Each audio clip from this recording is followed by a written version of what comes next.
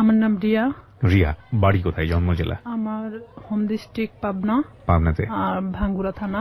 আচ্ছা, এবং আপনি বর্তমানে বয়স কত আনুমানিক? বর্তমানে 24। 24। পেশায় কিছু করছেন? হ্যাঁ। আচ্ছা, কি করছেন? আমি এখন বর্তমানে পুলিশ ডিপার্টমেন্টে আছি। পুলিশ ডিপার্টমেন্টে আছেন, ঠিক আছে, বলুন।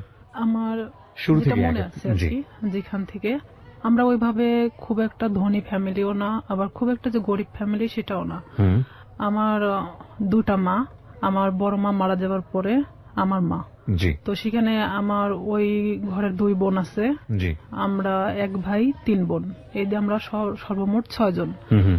আমার যে মা মারা গেছে সে অনেক ছোট রেখে, বাচ্চাদের রেখে মারা যায়। তো সেখানে আমার মাই তাদেরকে লালন পালন করে। আমরা কখনো বুঝতে পারি নাই যে তারা আমার সৎ বোন। এভাবে এখনো আমাদের এই ফ্যামিলিটা এভাবেই আছে। আমার বাবা কি করতেন? আমার বাবা কৃষক। আমরা যখন ছোট ছিলাম তখন আমার বাবা রিক্সাও চালাতো। তো সেখানে আমরা সার্ভিস লাইফে 3 জন আছি, আমি, আমার ছোট বোন আর আমার ভাই। 3 জনই আমরা পুলিশ ডিপার্টমেন্টে আছি।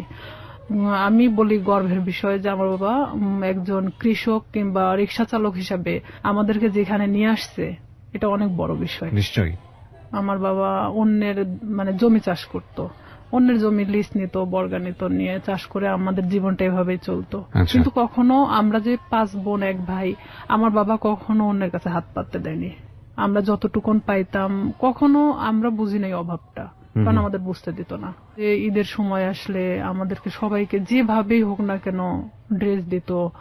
দেখা যেত আমার যে বড় বোন ছিল তাকে ড্রেস দিতেই হবে। তো আমি না এরকম আগে থেকেই ভাবতাম, আমার বাবা তো আসলে একজন কৃষক, সে আমাকে ঈদে দিলে পরের ঈদে হয়তো অন্যজনকে দিবে। কিন্তু আমার বড় বোনের মধ্যে এটা ছিল না। কিন্তু ও মানুষ হিসেবে খুব ভালো একটা মানুষ। কিন্তু সেখানে আমার ভাই তো বড় ছিল, আমাদের 3 বোনের বড় ছিল।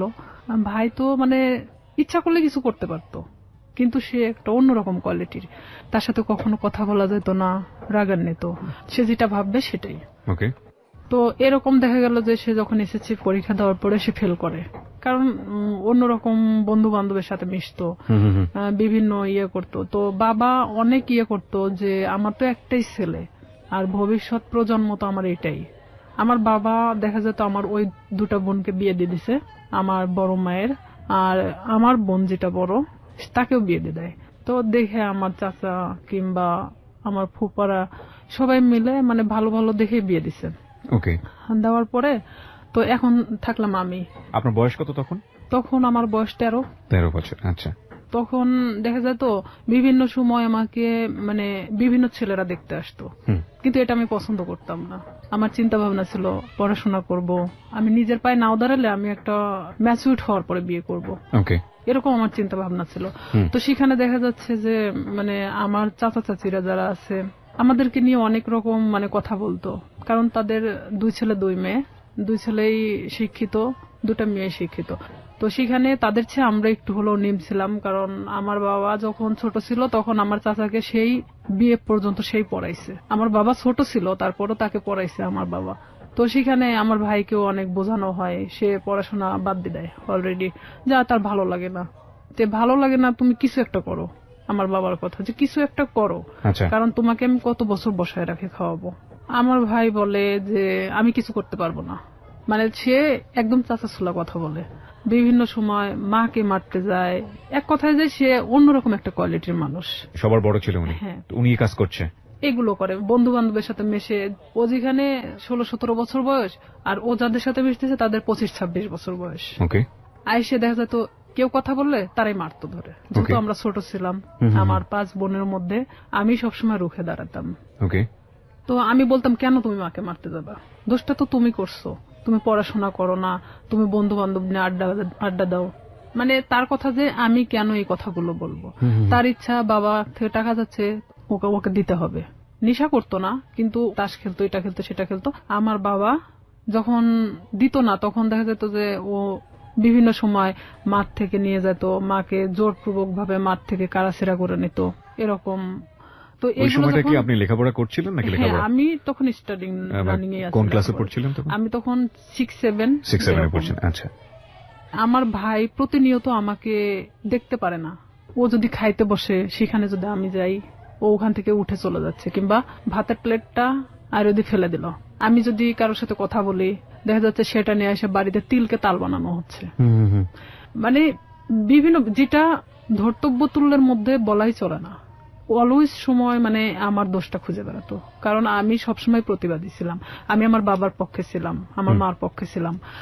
আমার বাবা যখন কৃষক, উনি যখন মাঠে কাজ করত আমি হেল্প করতাম। বর্ষার শেষে আপনার রসুন পেঁয়াজ এগুলো অনেক কিছু গাড়া হয়। ওকে। তো সেই সময় আমি আমার বাবার সাথে গিয়ে আমি ওই পেঁয়াজ রসুন গুলো আমি গাড়তাম, মানে দিনের পর দিন এভাবে আমি জমিতে কাজ করতাম। হ্যাঁ, জমিতে কাজ করতাম। তো এলাকার সবাই বলতো যে এটা যদি অমুকের মেয়ে না হয় ছেলে হতো ভবিষ্যতে অনেক কাজ হতো। তবে আমি পুলিশ ডিপার্টমেন্টে আসার আগে থেকে আমার স্বপ্ন ছিল যে আমি পুলিশ ডিপার্টমেন্টে জব করব। এটা কেন আপনার স্বপ্ন ছিল? এটা জানি না কেন, নয় যে আমি ছোট থেকে অনেক লম্বা ছিলাম, গ্রামের মানুষ সবাই আমাকে সেনাবাহিনী বলে ডাকতো। তো সেখানে দেখা যেত আমার মধ্যে সেই সময় থেকেই একটা জিনিস কাজ করতো যে আমি একটা ডিফেন্সে জব করব। ডিফেন্সে জব করবেন? আচ্ছা। হ্যাঁ, এটা আমার মধ্যে ইচ্ছা ছিল তখন থেকেই। তো সেখানে আমি যখন বাবার দিকটা দেখতে গেলে আমার পড়াশোনার দিকটাকে একটু হলেও পিছিয়ে যেতে হয়। শুক্রবার সারাদিন আমি আমার বাবার সাথে কাজ করতাম। সে ধান নিয়ে আসতো, আমি তার বোঝা উঠায় দিতাম মাথায়, যে মানে অনেক দূরে, আমার বাড়ি ছেড়ে না হলে 1-1.5 কিলো দূরে। অথচ আমার ভাই কখনো কাজ করতো না। আমার 5 বোনের মধ্যে আমি মানে সবচেয়ে একজন প্রিয় মানুষ ছিলাম। ওকে। আবার নিরীহ একটা বাচ্চা ছিলাম। তো এর মধ্যে আমি যখন 7-এ আমি উঠি, 7-এ ওঠার পরে তখন আমি হ্যান্ডবল খেলাতে নাম দেই স্কুলে। তো স্কুলে যখন আমি হ্যান্ডবলের নাম দেই তখন সেখানে আমি এসএসসি পর্যন্ত খেলাধুলা যখন করছি তখন আমি কিন্তু রাজশাহী বিভাগ পর্যন্ত খেলছি। ওরে বাবা! আমার ইচ্ছা ছিল যে আমি একসময় খেলোয়াড় হব। আচ্ছা। তো এখান থেকে আমার এক বেস্ট ফ্রেন্ড ছিল রূপা। রূপার বাড়ি আর আমার বাড়ি 2 বাড়ি পরে। তো রূপার সাথে আসলে কেউ মিশতো না, কারণ ওর বাবা নিজে থেকে ওকে গানের জগতে ঠেলে দেয়। গান তো দূরের কথা, ওকে নিয়ে মানে এক ধরনের দেহ ব্যবসা করানো হয়, ওর বাবা নিজেই করাতো, যেটা ওর পছন্দ ছিল না। ও আমার সাথে ডিসকাস করতো। এই জিনিসটা আমার ভাই আরো মানে নিতে পারে না যে কেন আমি রূপার সঙ্গে মিশি। কিন্তু রূপা আমি একই ক্লাসে একই সাথে পড়াশোনা করতাম। বিভিন্ন সময় আমার কাছে আসতো মানে বইয়ের জন্য কিংবা কোনো কিছুর জন্য, এটা নিয়ে আমার সাথে অনেক সিনক্রেট করতো, আমারে মারতো ধরে। একদিন আমার বইগুলোই পোড়ায় দিছে, যে তোর বই পোড়ায় দিলে তাহলে তোর কাছে আসবে না সে। আমি অনেক কান্নাকাটি করি, পরে আমার বাবা আবার বই কিনা দেয়। রূপার সাথে আমি তখন গভীরভাবে মিশে যাই যে কেন তার সাথে আমাকে মিশতে দিচ্ছে না। আমি তার সাথে মিশতে থাকি। আমি যখন 8-এ উঠবো সেই সময় রূপা হঠাৎ করে একদিন মানে ঘুমের ট্যাবলেট খায়। মানে আপনি জানতেন না ওর ঘুমের ওষুধ খাওয়ার কারণটা কি? ওর ঘুমের ওষুধ খাওয়ার কারণটা আমি জানতাম, আগে থেকে জানতাম, কিন্তু ও যে সেদিন খাবে এটা আমি জানতাম না। কারণ ওর বাবা নিজে থেকে দেখা যেত এমন এমন মানুষকে টাকা নিয়ে তার সাথে থাকতে বাধ্য করতেছে, যেটা হয়তো একটা মেয়ের পক্ষে সম্ভব না। যে রূপা এই জিনিসটা পছন্দ করতো না, আর তারপর ওর বাবা এটাকে বাধ্য করতো, ওর পুরো ফ্যামিলি ওকে বাধ্য করতো। তো সেখানে ও অনেক কান্নাকাটি করতো আমার কাছে আসে। তো এর মধ্যে ও একজনকে পছন্দ করতো, নাম হলো আনন্দ। উনি ছিল হিন্দু, রূপা মুসলমান। ও একজন বিবাহিত ছেলে ছিল, ভালোবাসার প্রলোভন দেখে অনেকদিন ওকে ইউজ করছে। আনন্দ ওকে মানে ফুললি না করে দেয়, তখনও এই কাজটা করছে। তো ও যখন এই কাজটা করবে তার কিছু সময় আগেও আমার কাছ থেকে ঘুরে গেছে। ও যে 2 দিন খাইছিল না এটাও আমি জানতাম না। তো এর মধ্যে গিয়ে ও অত ঘুমের ট্যাবলেট খেয়ে নিছে। নেওয়ার পর পরের দিন সকালবেলা রূপার মা আমাদের বাড়িতে আসছে, আমার মেয়ের কি হয়েছে, আমার ভাই ওখানে বসে। তো বলতেছে ও ঘুম থেকে উঠতেছে না, ওর মুখ দিয়ে টিয়া বের হচ্ছে। আমি কিছুই জানতাম না তখন পর্যন্ত, বিষ খাইছে না ঘুমের ওষুধ খাইছে না কি খাইছে। তখন আমি চলে গেলাম ওদের বাড়িতে। যাওয়ার পরে দেখি যে হ্যাঁ ওর মুখ দিয়ে অনেক গুলটানি বেরোচ্ছে। তখন আমি ওকে অনেক জাগানোর চেষ্টা করি, তো জাগে না। পরে আমি জানতামও না যে ও কি খাইছে। তখন ভাবতেছি যে কে আসলে হসপিটালে নিয়ে যাওয়া উচিত। ওর মা ওর বাবা কি করলো, ওকে উঠায় রাস্তায় ফেলে দিয়ে গেল, যে তোর বেস্ট ফ্রেন্ড মারা গেলে তুই দায়ী। তখন আমার ভাই তো আমার ওখানে খুব মারলো। আমার বাবা আমাকে কখনো গায়ে হাত তোলেনি, আমার বাবা অনেক বকাঝকা দিল, গাল দিল, যে কেন অনেকবার নিষেধ করা হয়েছে ওর সাথে মিশতে, কেন মিশলা। তখন আমি এটাও ভাবতেছিলাম যে আসলে আমার ভুল ছিল, কারণ সে কখন কি করে বসবে, তার লাইফে তো এতটাও ভালো মুহূর্ত নাই। তো ওই মুহূর্তের জন্য ভাবতেছিলাম। তো আবার এটাও ভাবতেছিলাম কোনো মানুষের তো জীবনের কারোর সাথে ডিসকাস করা দরকার, সে নাই আমাকেই বেছে নিয়েছিল। এখন আমি অনেক কান্নাকাটি আমি নিজে থেকেও করলাম, যেহেতু আমার ভাই আমাকে মারছে। কোন ক্লাসে তখন আপনি? আমি ক্লাস তখন 8-এ। ক্লাস 8-এ, ওকে। তখন আমি অনেক কান্নাকাটি করার পরে তখন তারপরেও আমি ওকে ছাড়তেছি না, যে ও যদি মারা যায় তাহলে তো এটা তো আমার প্রবলেম হয়ে যাবে। তো আমি আমার বাবাকে অনেক রিকোয়েস্ট করলাম, চলো আমাদের বাড়িতে নিয়ে যাই। এলাকার কিছু ডাক্তার আছে যে ওই যে সাইকেলে করে ডাক্তারি করে বেড়ায়, তো ওনাকে নিয়ে আসা হলো। তখন উনি বলতেছে যে আসলে ওকে হসপিটালে ভর্তি করা উচিত, ওকে এখানে রাখলে মারা যেতে পারে। তখন আমরা নিজে থেকে তাকে হসপিটালে ভর্তি করি। তার 3 দিন পরে সে একটু স্বাভাবিক হয়। তখন আমি ওকে ওখানেই জিজ্ঞেস করি, রূপা কেন তুমি এটা করছো, আর তোমার জন্য তোমার ফ্যামিলি আমাকে হ্যারেস করতেছে। রূপা ও তো তখন খুব একটা ভালো কথা বলতে পারতো না। রূপা বলতেছে যে কেন আমাকে এই ধরনের কাজ করাতে বাধ্য করা হয়। তো এখানে এলাকার লোকজনও ওনাদেরকে এক ঘরে করে রাখছিল। যে লোকটার সাথে এটা করা হয়েছিল সে লোকটা এসে ওর বাবার চাপ দিছিল টাকার জন্য, যে যেহেতু তার মেয়ে এটা করবে না তাহলে তো 10,000 টাকা নিছে, টাকাটা তো ফেরত দিতে হবে। ও যখন ঘুমের ট্যাবলেটটা খাইছে, খাওয়ার আগে অনেক মারা হয়েছিল, পুরো শরীরটা ফাটানো ছিল। পরে ও আমাকে বললো যে দেখ আমাকে এভাবে মারছে, আমি কেন বাইসে থাকবো। আর তা আমি ওকে ডিরেক্টলি এভাবে বললাম যে তুই ঘুমের ট্যাবলেট কেন খালি, তুই তো বাইসে আছিস, পারলে মারা যাতিস, তো এভাবে বেঁচে থাকার সে মারা যাওয়াটা অনেক ভালো না। তো ওরা হলো 2 বোন, সেখানে আমার বাবা যদি 5টা মেয়েকে পালতে পারে, সে কেন 2টা মেয়েকে পালতে পারবে না। তার বাবার জমি আছে, কিন্তু আমার বাবার তো কোনো জমি নাই। তাকে আমি এই কথাগুলো বোঝাতে থাকি যে রূপা দেখো তুমি নিজে থেকে এখন নিজেকে দাঁড়ানো শেখো। তো সেখানে রূপা বাড়িতে আসে, ও ওখান থেকে চলে যাওয়ার সিদ্ধান্ত নেয়, যে যেখানে ইচ্ছা চলে যাবে। তখন আমি বলি না, এটা অসম্ভব। আমার মাও বলে যে আমার মেয়েকে যেখানে জড়ানো হয়েছে সেখানে তো তুমি এখান থেকে চলে গেলে তখন তারা আরো পেয়ে বসবে। তুমি তোমার বাড়িতে যাও, বাড়িতে যাওয়ার পরে সবার সামনে বলো যে আমি এই ফ্যামিলিতে থাকতে চাই না, তারপরে তুমি যেখানে ইচ্ছা চলে যাও। পরে তাকে আমরা বাড়িতে নিয়ে আসি। নিয়ে আসার পরে আমার বড় চাচা, তারপরে এলাকার কিছু লোকজন, চেয়ারম্যান নিয়ে তার বাড়িতে যাওয়া হয়। যাওয়ার পরে রূপা এক কথায় বলে যে আমি এগুলো করতে পারবো না, যার কারণে আমি সুসাইড করতে চাইছি। তো এখানে তো আসলে রিয়ার সাথে কোনো ইয়ে ছিল না, ও আমার সম্পর্কে জানতো এটাই। তখন ওর ফ্যামিলির সামনে, সবার সামনে যখন এই কথাটা বলার পরে তখন ওর ফ্যামিলি বলতেছে যে না, ওকে ফুসলাইছে, ও ঠিক আছে আমাকে দোষ দিচ্ছে। ও সবার সামনে বললো না ওর কোনো দোষ নাই, আমি আজকে থেকে এখান থেকে চলে যাবো, আমার যেখানে ইচ্ছা চলে যাবো, আমি এই ফ্যামিলিতে থাকতে চাই না। তখন ও নিজের ইচ্ছায় ওর বাসা থেকে ওর কাপড় চোপড় যা ছিল নিয়ে বের হয়ে চলে যায়। তো সেখান থেকে আমি এক কথায় যে নিঃসঙ্গ হয়ে পড়ি, একা। তখন দেখা যাচ্ছে যে আমার ভাইয়ের সাথে একটা ছেলে পড়তো, ছেলেটার নাম হলো শামীম। তো এই শামীম, আমি তাকে তখন ভাই বলে ডাকতাম, যেহেতু আমার ভাইয়ের ফ্রেন্ড। তো আমাদের বাড়িতে অনেক আগে থেকে ওঠা বসা, সেটা আমি বলতে পারবো না যে কবে থেকে। আমার মনে হয় যে জ্ঞান হওয়ার পর থেকে তাকে দেখতেছি। সে আমাদের বাড়িতে ওঠা বসা করতো, আমি ওইভাবে কখনো তাকে দেখি নাই। আমি আবার কিছু জিনিস নিয়ে ভাবতাম যে আসলে আমার কিছু করা দরকার, পড়াশোনার খরচটাও বেড়ে যাচ্ছে, আর এখানে দেখা যাচ্ছে যে আমি নিজের পায়ে এখন থেকেই দাঁড়াতে চাই।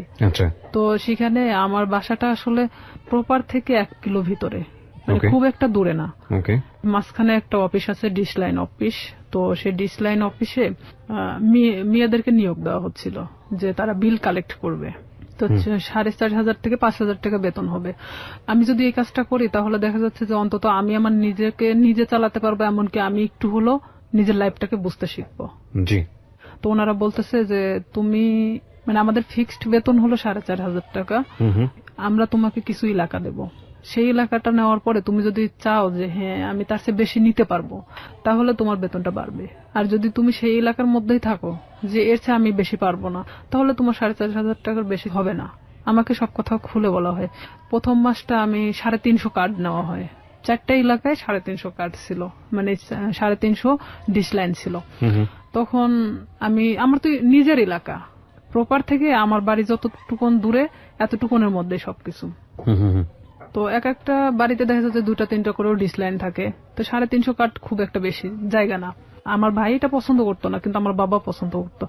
তো সেখানে আমি যখন এই কার্ড নিয়ে প্রথম বাড়ি বাড়ি যাই, তাদেরকে আমি বলে আসি যে দেখেন আমি তো প্রত্যেকদিন আসতে পারবো না, হয়তো একটা এলাকায় আমি একদিন করে ঢুকবো, আপনারা একটু টাকাটা রাইখে দিয়েন, বেশি তো না 100 টাকা করে রাইখে দিয়েন, আমি আসে নিয়ে যাব। তো আমি এভাবেই যখন বিল কালেক্ট করতে থাকি, আমার দেখা যেত যে মাসে 3 দিন বের হলেই হয়ে যেত। আমি ইচ্ছা করলে আরো মানে জায়গা নিতে পারি।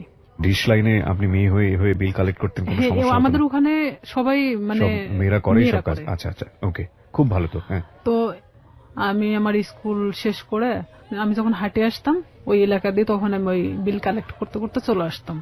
এটা শামীমের বাড়ির মধ্যেও পড়ছে আমার এলাকাটা। জি। তখন শামীমের বাসা তো ওই ডিশ লাইনের অফিস থেকে 200-300 গজ দূরে হবে। একদিন হঠাৎ করে শামীম আমাদের বাড়িতে আসে। উনি কি মানে সম্পর্কে কি হতো আপনাদের? সম্পর্কে আমার ভাইয়ের বন্ধু। আপনার ভাইয়ের বন্ধু হতো? হ্যাঁ, ওইভাবে চিনা, কিন্তু আমি কখনো কথা বলতাম না। হঠাৎ যদি কথা বলতাম মানে ভাইয়া হিসাবে কথা বলতাম। সে আমার 10 বছরের সিনিয়র ছিল। উনি আমাকে একদিন এসে খোঁজ করে আমার মার কাছে। মাকে এসে বলতেছে যে রিয়া কোথায়? তো আমার মা বলতেছে ভিতরে আছে। এখন আমাকে ডাক দিল, আমি আসলাম। তো বলতেছে যে তোমার নাম্বারটা দেওয়া যাবে? তো বললাম কেন? আমার মার সামনে বলতেছে। তো বললাম কেন? তো বলতেছে যে আসলে আমার তো 2 মাসের বিল দেওয়া হয় নাই, তো আমি তো এই মাসেও দিতে পারবো না, তো যখন দিব তখন তোমাকে আমি ফোন দেবো। তো বললাম ঠিক আছে। যেহেতু ভাইয়ের বন্ধু, সেখানে তো আমি কখনো এ ধরনের কোনো কিছুই ভাবি নাই তাকে নিয়ে। আমাকে যেদিন নাম্বারটা নিয়ে গেছে তার পরের দিন রাত্রে ফোন দেয়। এটা হলো 2007 সালের ঘটনা। আমি তখন ক্লাস 8 এর শেষের দিকে। আমি ফোনটা রিসিভ করলাম। রিসিভ করার পরে সে কথা বললো না। আর আমি ওনার নাম্বারটা চিনতামও না। কথা বলে না। তো 2-3 বার আমি ফোনটা রিসিভ করলাম। রিসিভ করার পর তখন রাত 12টা বাজে। আর 2007 সালের ওদিকে 12টার পরে যে 25 পয়সা মিনিট ছিল, তো সেই সময় ও আমারে ফোন দিত। তো ফোন দিত, আমি কথা বলি যে কে কে এরকম বলতাম। আর তখন ওইভাবে আসলে ব্ল্যাক লিস্ট এটা সেটা বুঝতামও না। তো ওইভাবে তো ফোনটা ব্ল্যাক লিস্টও করতে পারতেছি না। এখন আমি তো বারবার বলতেছি কে আপনি, কথা বলেন না কেন? তো হঠাৎ করে অন্য একটা নাম্বার থেকে ফোন দিছে। তো এখন বলতেছে রিয়া আমি শামীম। আমি বলতেছি কোন শামীম? তো বলতেছে যে তুমি আমাকে চেনো না? আমি বললাম না। তো আমি তখন বুঝতে পারছি যে শামীম বলতে তো উনি হবে। তো আমি বলতেছি না, আমি তো ঠিক চিনলাম না, আপনি কে? তো বলতেছে যে আমি তোমার ভাইয়ের বন্ধু। তো আমি বললাম হ্যাঁ বলেন। তো এত রাত্রে ফোন দিচ্ছেন কেন? তো বলতেছে যে তোমার সাথে আমার কিছু কথা ছিল। তা আমি বললাম ঠিক আছে বলেন, সমস্যা নেই। তো বলতেছে যে তোমারে কেউ একজন পছন্দ করে। তো আমি জানতাম, আমার এক ক্লাসমেট ছিল, ওর নাম ছিল হামিদুল। তো ও আমাকে এর আগে ঠিক 4-5 দিন আগে ও আমাকে মানে প্রপোজ করে, যেটা আমি অ্যাকসেপ্ট করি না। না করাতে তো আমি ভাবলাম যে ওরই বাড়ির পাশের, আবার ভাবলাম যে হয়তো ওকে ওই কথাটা বলছে যার কারণে আবার আমাকে এটা জানাচ্ছে। তো আমি বলতেছি আমি জানি যে কে। তো বলতেছে কে? তো বললাম হামিদুল। আমি ওকে পছন্দ করি না, ওকে নিষেধ করে দিন, ও যেন আমাকে এই ধরনের মানে প্রস্তাবনা না দেয়। তখন বলতেছে আমি তো এটা জানতাম না যে হামিদুল তোমাকে পছন্দ করে। তাই আমি বলতেছি তাহলে আপনি কার কথা বলতেছেন? তো বলতেছে যে আমি আমার নিজের কথাই বলছি। সে ডিরেক্টলি এভাবে বলতেছে যে আমি আমার নিজের কথাই বলতেছি। সে যখন এইভাবে বলতেছে যে আমি আমার নিজের কথা বললাম, তখন আমি এক মুহূর্তের জন্য চুপ হয়ে গেছি যে সে কি বলে, এটা কি আদৌ সম্ভব যে আমার ভাইয়ের বন্ধু, তারপরে আমার চেয়ে 10 বছরের সিনিয়র। তো আমি সেখানে না বলে দিই যেটা ভাই কখনোই সম্ভব না। কারণ আপনি বলা চলে যে এটা বড় ফ্যামিলির ছেলে, সেখানে আমি কিন্তু এটাতে রাজি না, আপনি অন্য কোথাও দেখতে পারেন। আমি ডিরেক্টলি ভাবে বলে দিলাম। কারণ তখন পর্যন্ত আমার মধ্যে ইচ্ছা ছিল যে আমি শুধুমাত্র বড়ই হব, নিজের লাইফে এমন কিছু করব যেটা হয়তো সবার কাছে আমি উঁচু গলায় বলতে পারবো যে আমি লাইফে এত কষ্টের পরেও এখানে এসে দাঁড়াইছি। তো সেখানে ওর সাথে আমি ওখানেই শেষ করে দেই কথা। শেষ করে দেওয়ার পর আমি ওকে বলি যে আপনি আমাকে কখনো ফোন দিবেন না, আর যদি ফোন দেন তাহলে কিন্তু আমার ভাইকে বলে দেব। তখনও বলে যে না, বলার দরকার নেই, আমি কখনো ফোন দিব না। পরে আমিও চুপচাপ থেকে যাই, যেহেতু এটা তার আর আমার মধ্যে কথা হয়ে গেছে, আর সে তো আমাকে ফোন দিবে না বলছে।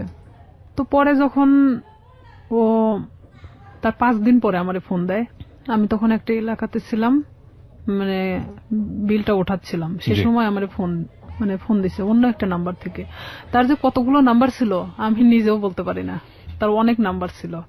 সে বিভিন্ন সময় বিভিন্ন নাম্বার থেকে আমাকে ফোন দিত। বিভিন্ন ছেলেদের সাথেও কথা বলাতো, মানে হঠাৎ করে একটা অন্য কণ্ঠ। আমি যখন মানে বলতেছি কি আপনি, এটা সেটা জিজ্ঞেস করতেছি, তখন দেখা যাচ্ছে যে আবার ফোনটা মানে নিছে, নেওয়ার পরে বলতেছে আমি অমুক। তা আমি যখন বললাম যে আচ্ছা আপনি এরকম কেন করতেছেন আমার সাথে, পরে ও এটা নিয়ে বলতেছে যে আমি সিরিয়াস তোমাকে পছন্দ করি। তো আমি বললাম ঠিক আছে, পছন্দ যখন করেন, এটা তো আসলে পছন্দের বিষয় হলো এমন একটা জিনিস থাকে, সেটা হলো যে কিছু জিনিস আছে যে সুন্দর, কিন্তু সেটা আমার জন্য না। ওকে। তো সেখানে আপনি একটা বড় লোক ফ্যামিলির ছেলে, আপনার সাথে সম্পর্ক হওয়া এটা আমার জন্য অনেক ওই ছিঁড়া কাঁথায় শুয়ে লাখ টাকার স্বপ্ন দেখার মতো, এটা কখনোই সম্ভব না। পরেও আমাকে বলে যে না, আমি সত্যি সিরিয়াস বলতেছি, আমি তোমাকে খুব পছন্দ করি। পরে আমি পুরোপুরি সিম কার্ডটাই চেঞ্জ করে দিই, যে তার সাথে সম্পর্ক করা আমার মোটেও পসিবল ছিল না, এটা তো অসম্ভব একটা জিনিস। তখন সে আমাকে নেক্সট বার সে আমার সাথে মানে বাজারে দেখা হয় যখন, তখন আমারে বলতেছে রিয়া বিলটা নিয়ে আসিও। তো তখন আমি বলি যে এখানেই দিয়ে দেন, আমি তো এখানেই আছি, কার্ডটা আমার সঙ্গেই আছে, আপনি এখানেই দিয়ে দেন। তো বলতেছে না, আমার কাছে তো এখন টাকা নেই, বাসায় যেও, বাসায় যে নিয়ে আসো। তো আমি তো জানি বাসা তো এমন একটা জিনিস যেখানে সবাই থাকে, বাবা মা ভাই বোন সবাই তো আছে। ওকে। তখন ওনার 3 মাস পেন্ডিং ছিল, যে বিলটা উনি দিচ্ছিল না, ইচ্ছাকৃত ভাবেই সে দিচ্ছিল না। পরে আমি যখন ওর বিলটা আনতে যাই, তো আমি এরকম দরজার সামনে, ওদের রুমটা হলো বেলকুনির সাথে যে দরজাটা আছে, এটা হলো ওর ঘরের রুম, মানে ঘরের যে দরজাটা এটা, আর ভিতর দিয়ে একটা দরজা আছে যেটাতে ওর মা বাবারা ওই পাশ দিয়ে বের হয় সবসময়, আর ও এই পাশ দিয়ে বের হয়। তো আমি তো এখানে গিয়ে দাঁড়াইছি, দাঁড়ানোর পরে আমি যখন নক করি ও বের হয়ে আসে। বের হয়ে আসার পরে তখন আমি কার্ডটা বের করি, বের করে বললাম যে ভাই বিলটা দেন। তখন আমি জানতাম না ওর বাসায় লোক ছিল না। বিরতি নেব প্রিয় শ্রোতা। এই পর্যায়ে আমরা ছোট্ট একটা বিরতি নিচ্ছি, মাত্র 4 মিনিটের বিরতি। আপনারা শুনছেন close up presence hello 8920 ABC radio FM 89.2 তে। আমি আরজি কিবরিয়া রয়েছে আপনার সঙ্গে, এবং রিয়া আজকে তার জীবনের গল্প এখানে বলছে। রিয়াকে দেখার জন্য বা কোনো কমিউনিকেট করার জন্য, কিছু বলার জন্য আপনারা আসতে পারেন আমার ফেসবুক পেজে। ফেসবুকের ঠিকানা www.facebook.com/kibriya.rj। আমি আবারও বলছি www.facebook.com/KEBRIA.RJ, পেজটি আছে আরজে কিবরিয়া নামে। Please like this page. ফিরে আসছি ঠিক 4 মিনিট পর। আসলে এখানে আরেকটা বিষয় যে ওর 6 বোন, 6 বোনই প্রাইমারি স্কুলের টিচার। তো দেখা যায় যে 9টার পরে ওদের বাসা থেকে ওর মা ওর বাবা ছাড়া কেউ থাকে না, এটা আমি জানতাম আগে থেকে। তো ওর এক ভাই, মানে ওকে দিয়ে 2 ভাই, ওর ছোট যে সে হলো ঢাকাতে কোনো একটা এই কম্পিউটার সফটওয়্যার ইঞ্জিনিয়ার। তো ও ওখানে বাড়িতে তো থাকে না, এখন স্বামী শুধুমাত্র একমাত্র বাড়িতে থাকে। তো আমি তো জানি অবশ্যই ওর বাবা ওর মা তো বাড়িতে আছে, কারণ ওর বোনরা তো সবাই টিচার, সবাই যে যার মতো 9টার পরে বের হয়ে চলে যায়। তো এখানে আমি তো গেছি তখন 11:30 বাজে, সেদিন আমি স্কুলে যাইনি, না যাওয়া তো ওখানে গেছি। যাওয়ার পরে এখন আমি ওর যখন ঘরে নক করি, দরজায় নক করার পর ও বের হয়ে আসে, মানে দরজার ও ওই ভিতর পারে আর আমি বাহির পারে দাঁড়িয়ে। তো আমি কার্ডটা তো হাতে আমার আছেই বের করানো, আমি তখন কার্ডটা ওনাকে দেখে বলি যে আপনি তো 3 মাস পেন্ডিং আছে, তো আপনি বিলটা যদি দিতেন ভালো হতো, আর না হলে ডিসলাইন মানে ডিসকানেক্ট করা হবে। তো এখন ও বলতেছে ঠিক আছে আমি টাকাটা নিয়ে আসতেছি। ভিতরে গেল, ভিতরে যাওয়ার পরে বের হয়ে আসলো, বের হয়ে আসার পরে আমাকে বলছে দাও কার্ডটা দাও, মানে ওখানে সিগনেচার করা হয়। তো কার্ডটা নিয়েও ভিতরে চলে গেল।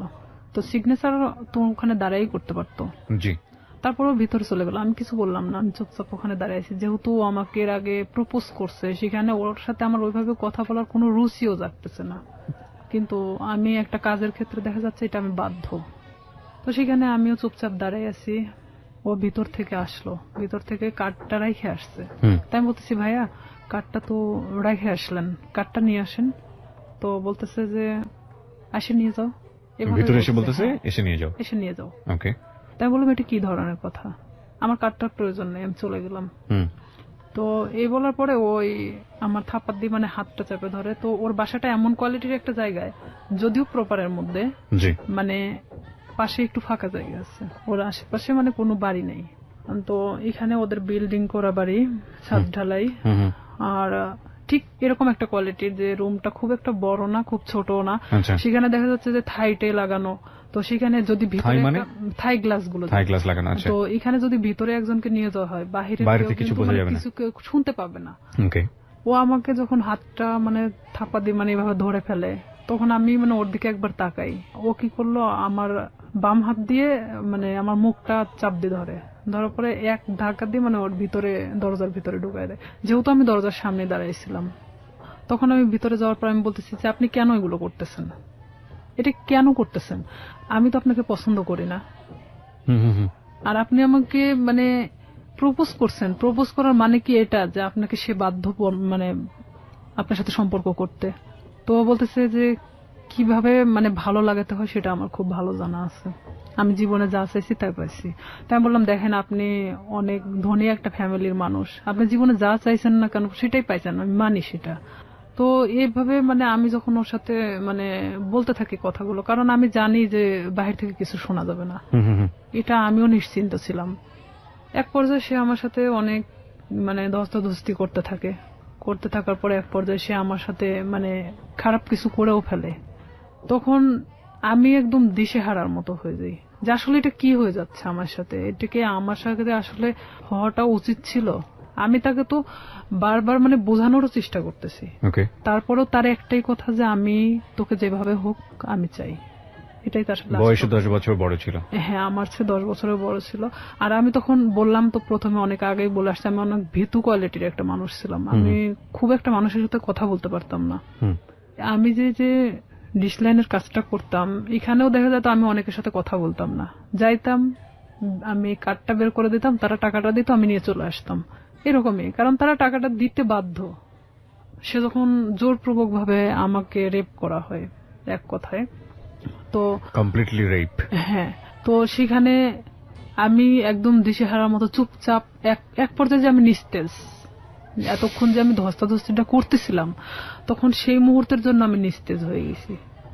মানে আমি এক কথা বলা চলে আমার শরীরে কোনো শক্তি নেই, যে আমি যে কি কথা বলবো এখন, আমার ভাষা জ্ঞান মানে সবকিছু শেষ সেখানেই। তো ওখান থেকে আমি কোনো রকম বের হয়ে চলে আসি। বের হয়ে চলে আসার পরে আমি আমার ব্যাগটা আনতে ভুলে যাই, কারণ আমি যে কিভাবে চলে আসছি সেটা নিজেও জানেন না। আমার মনে হয় যে আমি নিজেও আসলে বলতে পারবো না যে আমি কিভাবে ওখান থেকে আসছিলাম, তবে আমার এটাই মনে হয় যে আমি কোনো না কোনো ভাবে বের হয়ে চলে আসছিলাম। তো সেই মুহূর্তে ও আমাকে আটকে রাখার চেষ্টাও করে নাই, আর আমি বের হয়ে চলে আসছি। ও শুধু দরজাটা খুলে দিয়েছে, আমি বের হয়ে আসছি, এটুকুনি। কিন্তু ওখানে যে আমার ব্যাগটা রয়ে গেছে, আমার কার্ডগুলো রয়ে গেছে, মানে এরকম কোনো জ্ঞান আমার মধ্যে ছিল না, কারণ এরকম শট আমি কখনো খাইনি যেটা ওই মুহূর্তের জন্য পাইছি। তখন আমি বাড়িতে চলে আসি ডিরেক্টলি। বাড়িতে আসার পরে আমার মা জিজ্ঞেস করে তোর ব্যাগ কোথায়। তো এখানে আরো একটা কথা, আমি আরেকজনের সাথে মিশতাম, সে আমার সম্পর্কে ভাগ্নি হয়, সাথী নাম। সে অবশ্য 2013 সালে সুসাইড করছে, মারা গেছে সে। সাথীদের বাড়িতে আমি উঠা বসা করতাম মাঝে মধ্যেই। তো আমি মারা এভাবে বলতেছি, মা আমি মনে হয় সাথীদের বাড়িতে রেখে আসছি, কিন্তু আমি কিন্তু শিওর না, আমি এমনি তাকে বোঝানোর জন্য যে আমি সাথীদের ওখানে মনে হয় ব্যাগটা রেখে চলে আসছি। তাই আমার মা কিছু বললো না, কারণ সাথীদের বাড়ি আমার বাড়ি থেকে 5-6 বাড়ি দূরে। তো সেখানে মা আমাকে আর কোনো কথা বললো না, আমি আমার রুমে চলে যাই। আমি একা এক ঘরে থাকতাম। আচ্ছা। তো আমি আমার রুমে ঢোকার পরে চুপচাপ একা একা কান্না করি, কারণ আমি এই কথাগুলো আমি কারোকে বলতেও পারতেছি না, কারণ এটা সম্ভব না। এখনকার লাইফে হয়তো সম্ভব, কারণ এখন আমরা অনেকটাই বুঝতে শিখছি, অনেকটা প্রতিবাদী হওয়া শিখছি, কিন্তু আজ থেকে 2007 সাল মানে অনেকটা দূরে ছিল। আর তখন গ্রামের মানুষ মানে এগুলো নিয়ে অনেক ভয় পেত, যে আমার সাথে ঘটে যাওয়া ঘটনা যদি আমি কারোকে প্রকাশ করি, লাইফে আমারই অনেক ক্ষতি হবে, দেখা যাবে আমাকে অনেকেই বলবে যে রেপিস্ট একটা মেয়ে, এ ধরনের ইঙ্গিত করবে। যার কারণে আমি চুপচাপ মানে কোনো কথা না বলে কারোকে বলিনি, আমি সব নিজের মধ্যে রাখি। এভাবে যখন আমি নিজের মধ্যে রাখি, শামীম আমাকে বারবার ফোন দেয়, আমি ফোনটা রিসিভ করি না। রিসিভ না করাতে ও আমাকে প্রায় আমাদের এলাকায় এসে দাঁড়ায় থাকতো। আপনি এই যে এত বড় একটা ঘটনা ঘটে গেল, এরপরে আপনি কোথাও বিষয়টা শেয়ার করেননি কারোর সঙ্গে? কাউকে কিছু বলেননি? কারণ আমি তো আসলে ভাবতেছিলাম যে আমি এই কথাটা কিভাবে বলবো, যাকেই বলবো না কেন এটা তো বার্গেনিং হয়ে যাবে আর পুরো এলাকা ছাড়াই যাবে। তখন আমি কিভাবে মানুষের সামনে মুখ দেখাবো? আমার তো সুসাইড ছাড়া তো উপায় ছিল না তখন, কারণ এটা মানে একটা গ্রাম্য মেয়ের কাছে যে কতটা লজ্জাজনক। কিন্তু আমি তো একটা গ্রামে বড় হয়েছি, সেখানে আমার কাছে অনেকটাই কষ্টের জনক ছিল, কারণ সেখানে দেখা যাচ্ছে যে আপনি কিছু নাও করলে আপনার কোনো একটা ব্যাড সাইড নিয়ে তারা সবসময় গবেষণা করে। আর এটা তো অনেক একটা বড় বিষয় ছিল। তখন আমি আমার ফ্যামিলির তো কারোকে জানাই নেই, বাট এখানে আমি যে সাথীর সাথেও মিশতাম, মানে এই রূপা চলে যাওয়ার পরে আমি সাথীরও কখনো বলি নাই যে আমার সাথে এরকম কিছু একটা হয়েছে। পরে এটা যখন ঠিক 1.5 মাস পর আমি কেন জানি বুঝতে পারি যে আমার মধ্যে কোনো একটা পরিবর্তন হচ্ছে। পরিবর্তনটা এরকম, হয়তো আমার কোনো কিছু ভালো লাগে না, খাইতে মন চায় না, উঠতে মন চায় না, বসতে মন চায় না, মানে আমি একটা অন্যরকম জিনিস ফিল করতেছি যে শরীরের ভিতরে। হ্যাঁ, যেটা এক কথায় যে আমি ঘুমাইলে উঠতে পারি না, মানে খালি ঘুমাতেই মন চায়। তারপরে আমার মা জিজ্ঞেস করতো যে তুই এরকম তো ছিলি না, খাওয়া দাওয়া বন্ধ, মানে কেমন একটা অন্যরকম। তাই আমি বলতাম যে আমি তো অনেক হাঁটাহাঁটি করি, যার কারণে আমার না ঘুমালে আর উঠতে মন চায় না, আমি বুঝতে দেয় না। পরে এইভাবে যখন আমার মা তো ওইভাবে আসলে কখনো ফোর্স করে না, কারণ তারা জানতো যে এরকম কোনো কিছু কখনো হবে না। তখন আমার বড় বোন আমারে অনেকবার জিজ্ঞেস করে যে কি হয়েছে তোর, তুই একা একা থাকিস, কথা বলিস না কারোর সাথে, তো সমস্যাটা কি? বলে না কিছু সমস্যা নাই, এদিকে পড়াশোনা তো সামনে, তো এসএসসি পরীক্ষা, আবার এদিকে তো আমি যে কাজটা ধরছি আমার মনে হয় না যে আমি কাজটা করতে পারবো। কারণ আমি তখন একটা জিনিস ভাবতেছিলাম যে আমি আজ বড় হতে গিয়ে অনেক ছোট হয়ে গেছি, এটাই ভাবতেছিলাম। এরপরেও আপনাকে ফোন দিয়ে বারবার ডিস্টার্ব করতো, চাইতো? হ্যাঁ, সে বারবার আমাকে ফোন দিত, ফোন দিয়ে বলতো যে তুই কেন ফোনটা রিসিভ করিস না, এতবার ফোন দেওয়ার পর কেন রিসিভ করিস না, তুই তো গাড়ি করেই বলতো। আমি বলতাম দেখেন আপনি আমাকে কেন এরকম করতেছেন, এটা করার মানেটা কি, যা হবার তা তো হয়ে গেছে, আপনি তো একটা মেয়েকে ভোগ করার দরকার ছিল, করছেন। আমি এভাবেই বলি তাকে, তাহলে আর কি দরকার? তো সে আমাকে বলে না, কিন্তু আপনাকে আমার এই প্রশ্নটা আবারও করতে হবে। এত বড় একটা ঘটনা ঘটে যাবার পরে আপনি বাসায় শেয়ার করলেন না কেন, কাউকে জানালেন না কেন? শেয়ার করিনি আসলে, এটা আমি অনেকটা ভীত ছিলাম, যেহেতু আমার ভাই পূর্বে থেকে আমার সাথে ভালো সম্পর্ক না। এখানে যদি আমি শেয়ার করি দেখা যাচ্ছে যে অনেকটা আমার দিকেই গড়াবে। আচ্ছা, এটাও একটা বিষয় ছিল। আর একটা কথা যে সমাজ, যেটা মানুষ হয়তো আমাকে খারাপ ইন্ডিকেট করবে যে মেয়েটা এরকম হয়েছে, হয়তো আমার প্রফেশনাল লাইফে আমি যেটা হতে চাচ্ছি সেখানে আমি আমার লাইফ নিয়ে সবসময় বেশি ভাবতাম।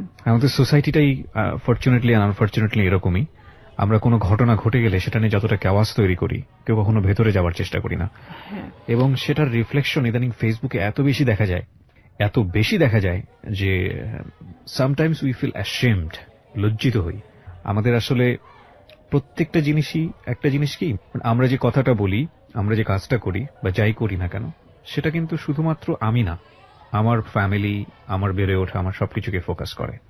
আর কোন একটা মানুষের কোন পার্টিকুলার বিষয় ধরে সে বিষয়টা নিয়ে নাড়াচাড়া করা, কাউকে খুব সোজাভাবে মন্তব্য করে দেয়া, বিশেষ করে এই যে রেপের মতো ঘটনাটা যেটা হলে আমাদের সমাজে সবসময় মেয়েদের দিকে আঙ্গুল তোলা হয়, ভিকটিমের দিকে আঙ্গুল তোলা হয়। এবং দেখবেন যে পত্রপত্রিকায় যখন সংবাদ আসে, আমরা আমাদের সামাজিকতার কথা ভেবে ওই মেয়েটাকে আমরা সামনে আনি না, ফোকাস করি না, তার ছবি প্রকাশ করি না। কেন করি না এই কারণে সামাজিকতায় সমস্যা হবে। তার মানে আমাদের সামাজিকতা কতটা দুর্বল। একজন মানুষ, আমি সম্ভবত ইন্ডিয়াতে এরকম একটা কেস আমি দেখেছিলাম যে সে রেপড হয়েছিল এবং সে ভিকটিম বলতেছিল যে আমি কোথাও ফেস লুকাবো না, আমি টেলিভিশনে গিয়ে সাক্ষাৎকার দেবো, আমি বলবো আমার সঙ্গে এটা হয়েছে ওটা হয়েছে। আমি কেন ফেস লুকাবো, আমি তো কোনো অপরাধ করিনি। আমি বলছি না যে ইন্ডিয়ার সমাজ আমাদের চাইতে অনেক বেশি অ্যাডভান্স, বাট তার চিন্তা ভাবনাটা অনেক বেশি অ্যাডভান্স ছিল। কিন্তু বড় কথা হচ্ছে সে এতটা সাহসী পদক্ষেপ নিয়েছে, ঠিক আছে, কিন্তু এই সাহসী পদক্ষেপ কি সমাজ ভালোভাবে দেখেছে? এবং দেখে না বলেই আমরা যে মেয়েটি রেপ হয় তাকে আমরা ফোকাস করি না এবং করতে পারি না। সো যেটা বলছিলেন আপনি, তারপরে যখন আপনি যে জায়গাটায় ছিলেন যে আপনি ফ্যামিলির কাউকে বিষয়টা শেয়ার করেনি এবং আপনি শরীরের মধ্যে একটা চেঞ্জ পাচ্ছিলেন, ঘুমাচ্ছেন তো ঘুমাচ্ছিলাম। আবার আরেকটা কথা যে আমি আমার প্রফেশনাল লাইফটাকে নিয়ে বেশি ভাবতেছিলাম। এটা আমার ছোট থেকে স্বপ্ন ছিল পুলিশ হওয়ার। আর আমি এটা জানতাম যে কোনো মেয়ে যদি বিবাহিত কিংবা এরকম কোনো তার ঘটনা থেকে থাকে তাহলে সে কখনো পুলিশ ডিপার্টমেন্টে ঢুকতে পারবে না।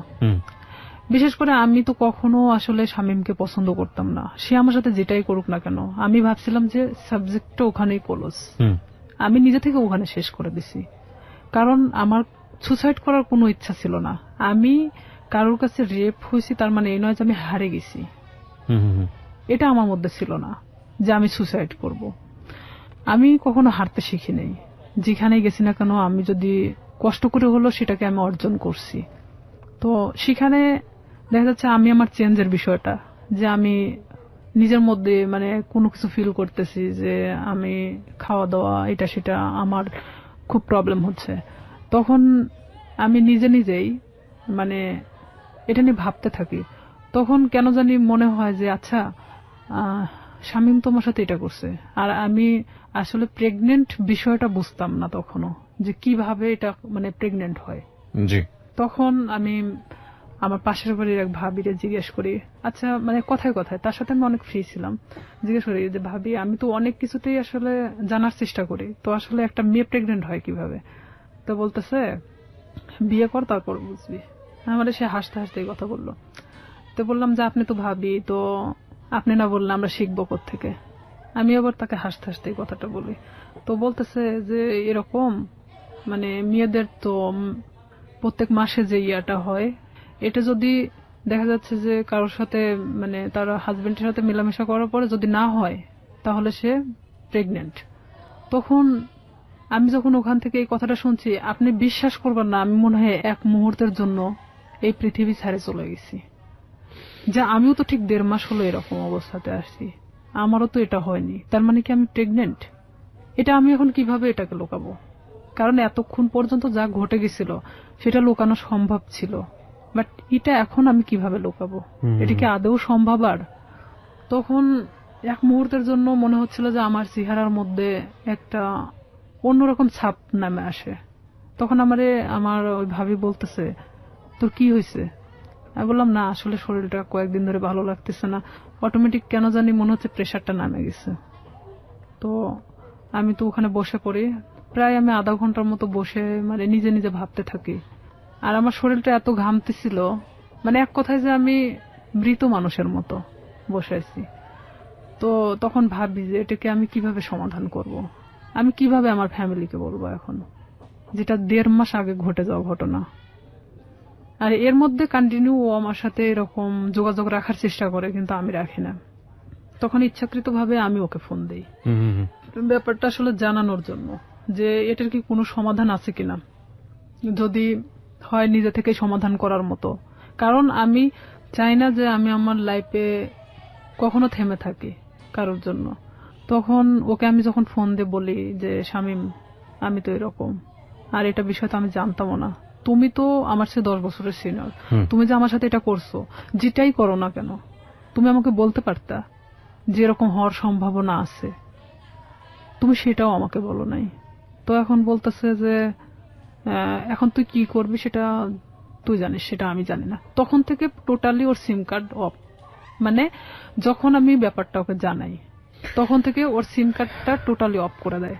আমরা আরেকটা বিরতি নিচ্ছি রিয়া, তারপর সিমটা বন্ধ। হ্যাঁ, সিমটা তখন বন্ধ ছিল। আমি অনেক চেষ্টা করি, আমি সারা রাত চেষ্টা করি, কারণ সেই ছিল একমাত্র আমার লাইফের ঘটনা জানে, যেটা তার সাথে ঘটে যাওয়া। কোনো ক্রমে যদি আমাকে এটা থেকে মানে রেহাই দিত তাহলে হয়তো আমি আমার সামনের লাইফটা হয়তো ভালোভাবে কাটাতে পারতাম।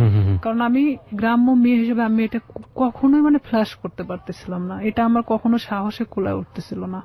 ওকে, যখন ওকে আমি বারবার ফোন দিতে থাকি, ওর ফোনটা সুইচ অফ তো সুইচ অফে, কোনো প্রকার ওকে আমি যোগাযোগ করতে পারতেছি না।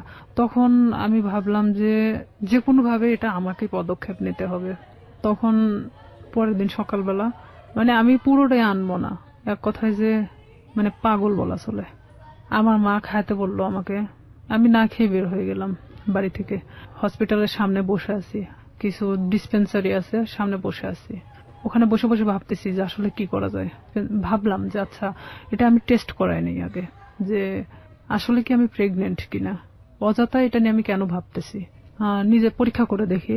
তো এখানে যে প্রেগন্যান্সি টেস্ট করানোর জন্য আপনার যে টেস্ট টিউব যে কাঠিগুলো পাওয়া যায়, ভাবতেছি যে আমি দোকানে কিনতে গেলে তারা ইভেন কি ভাববে আমি একটা অবিবাহিত মেয়ে, তো সেখানে আমি কেনই বা ওটা চাইতে যাব। আর যেহেতু আমার এলাকার লোক সবাই, তো সেখানে আমি গিয়ে বলতেছি দোকানদারকে, এমন ভাবে বলতেছি যে ওটা আসলে আমার না। তখন আমি বলতেছি আঙ্কেল একটা ওই টেস্ট টিউব ওই কাঠিগুলো দেন তো। তো বলতেছে কার জন্য? তো বললাম আমার এক চাষির জন্য। বলতেছি একটু তাড়াতাড়ি দেন। মানে এমন আমি উৎসাহী দেখাচ্ছিলাম যে আমি আসলে এটার প্রতি কোনো চিন্তা করতেছি না, জাস্ট আমাকে কেউ কিনতে দিছে এরকম ভাব। তো আমি ওটা নিয়ে বাড়ি চলে আসি। বাড়িতে আসার পরে আমি বাথরুমে গিয়ে আমি টেস্ট করাই। টেস্ট করানোর পরে দেখি যে হ্যাঁ আমি প্রেগনেন্ট। আমি মানে নিশ্চিন্ত সেখানে, পরে মানে আমি আর উঠে দাঁড়াতে পারতেছি না। যতটা মানে এটা নিয়ে নিশ্চিন্ত হচ্ছি, এতটা মানে আমি নিজে থেকে মানে নর্মাল হয়ে পড়তেছি। যেহেতু আমি এটা নিশ্চিত হতে পারছি, এখন এটাকে কিভাবে সমাধান করতে হবে সেটা ঠিক আমাকেই করতে হবে। আমি যে দোকান থেকে ওটা নিছি, তো ওই দোকানে গিয়ে আমি বললাম যে আঙ্কেল, মানে যার জন্য কাঠিটা নেওয়া হয়েছিল আমার সে চাচি হয়, তো ওনার তো 1 বছরে একটা বাচ্চা আছে। তো আসলে এটা সত্যি যে আমাদের চাচিমার 1 বছরে একটা বাচ্চা ছিল। আমি বলতেছি ওনার তো 1 বছরে একটা বাচ্চা আছে, তো উনি আবার তো প্রেগনেন্ট, তো উনি এটাকে অ্যাবর্শন করাতে চাচ্ছে। তো বলতেছে কয় মাস? তো বললাম যে সঠিক তো আমি জানি না। তো বলতেছে যে তুমি শুনে আসিও, তাহলে সে অনুযায়ী মানে বলা যাবে।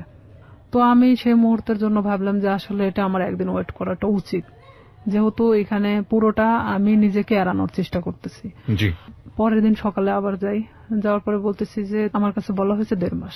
তো বলতেছে যে 1.5 মাস হলে আসলে তো আসলে এইভাবে তো এগুলো খুব সেন্সিটিভ একটা জিনিস, অনেক রিস্কি হয়ে যায়। তো থাক না, 1 বছরে যেহেতু বাচ্চা আছে এটা থেকে যাক, সমস্যা কি? তা আমি বলতেছি আসলে আমার চাচাও তো খুব একটা ভালো দেখে না, তো ওই ক্ষেত্রে আসলে চাচি চাচ্ছে না যে বাচ্চাটা রাখুক। তো এইখানে আমি বলতেছি না, আসলে আমাকে তো খুব জোর করে বলছে যে বাচ্চাটা সে রাখবেই না। তো সেখানে যদি আপনি পারতেন ওষুধটা দিলে উপকার হতো। তো আমি আসলে সেভাবে উৎসাহ দেখাচ্ছি না, কারণ এখানে দেখাতে গেলে দেখা যায় যে নিজেরটা একটু মানে বেশিটা বাড়ায় আসে। তখন আমি 2-3 বার রিকোয়েস্ট করার পরে তো বলতেছে যে আসলে এটা তো কোনো খুব হাই রিস্ক, তো প্রেগন্যান্সি থেকে থাকে তাহলে কি উনি নিশ্চিন্ত? তো বললাম হ্যাঁ নিশ্চিত যে প্রেগন্যান্ট উনি। ওষুধ আমাকে দিল, দেওয়ার পর বলতেছে এই ওষুধগুলো ওনাকে 4টা ওষুধে একসাথে খেতে বলবেন, 12 ঘন্টার মধ্যে এটা অ্যাবর্শন হয়ে যাবে, কিন্তু ব্লিডিং হতে থাকবে। এটা কিন্তু ওনাকে এই ব্লিডিংটা নিয়ন্ত্রণ করার জন্য তাকে কিন্তু ট্রিটমেন্ট নিতে হবে, আমাকে এই কথা বললো। আমার চিন্তা যে আমি খাওয়ার পরে যদি অ্যাবর্শন হয়ে যায় তারপর আমি মারা গেলে যাক, বাঁচি মরি ওটার কোনো সমস্যা নেই। হ্যাঁ, আমি তখন চিন্তা করতেছি যে যেটাই হোক না কেন আমি যে কোনো ভাবে বোঝাতে পারবো তাদেরকে যেটা আমার নর্মালি এটা আমার হয়ে গেছে।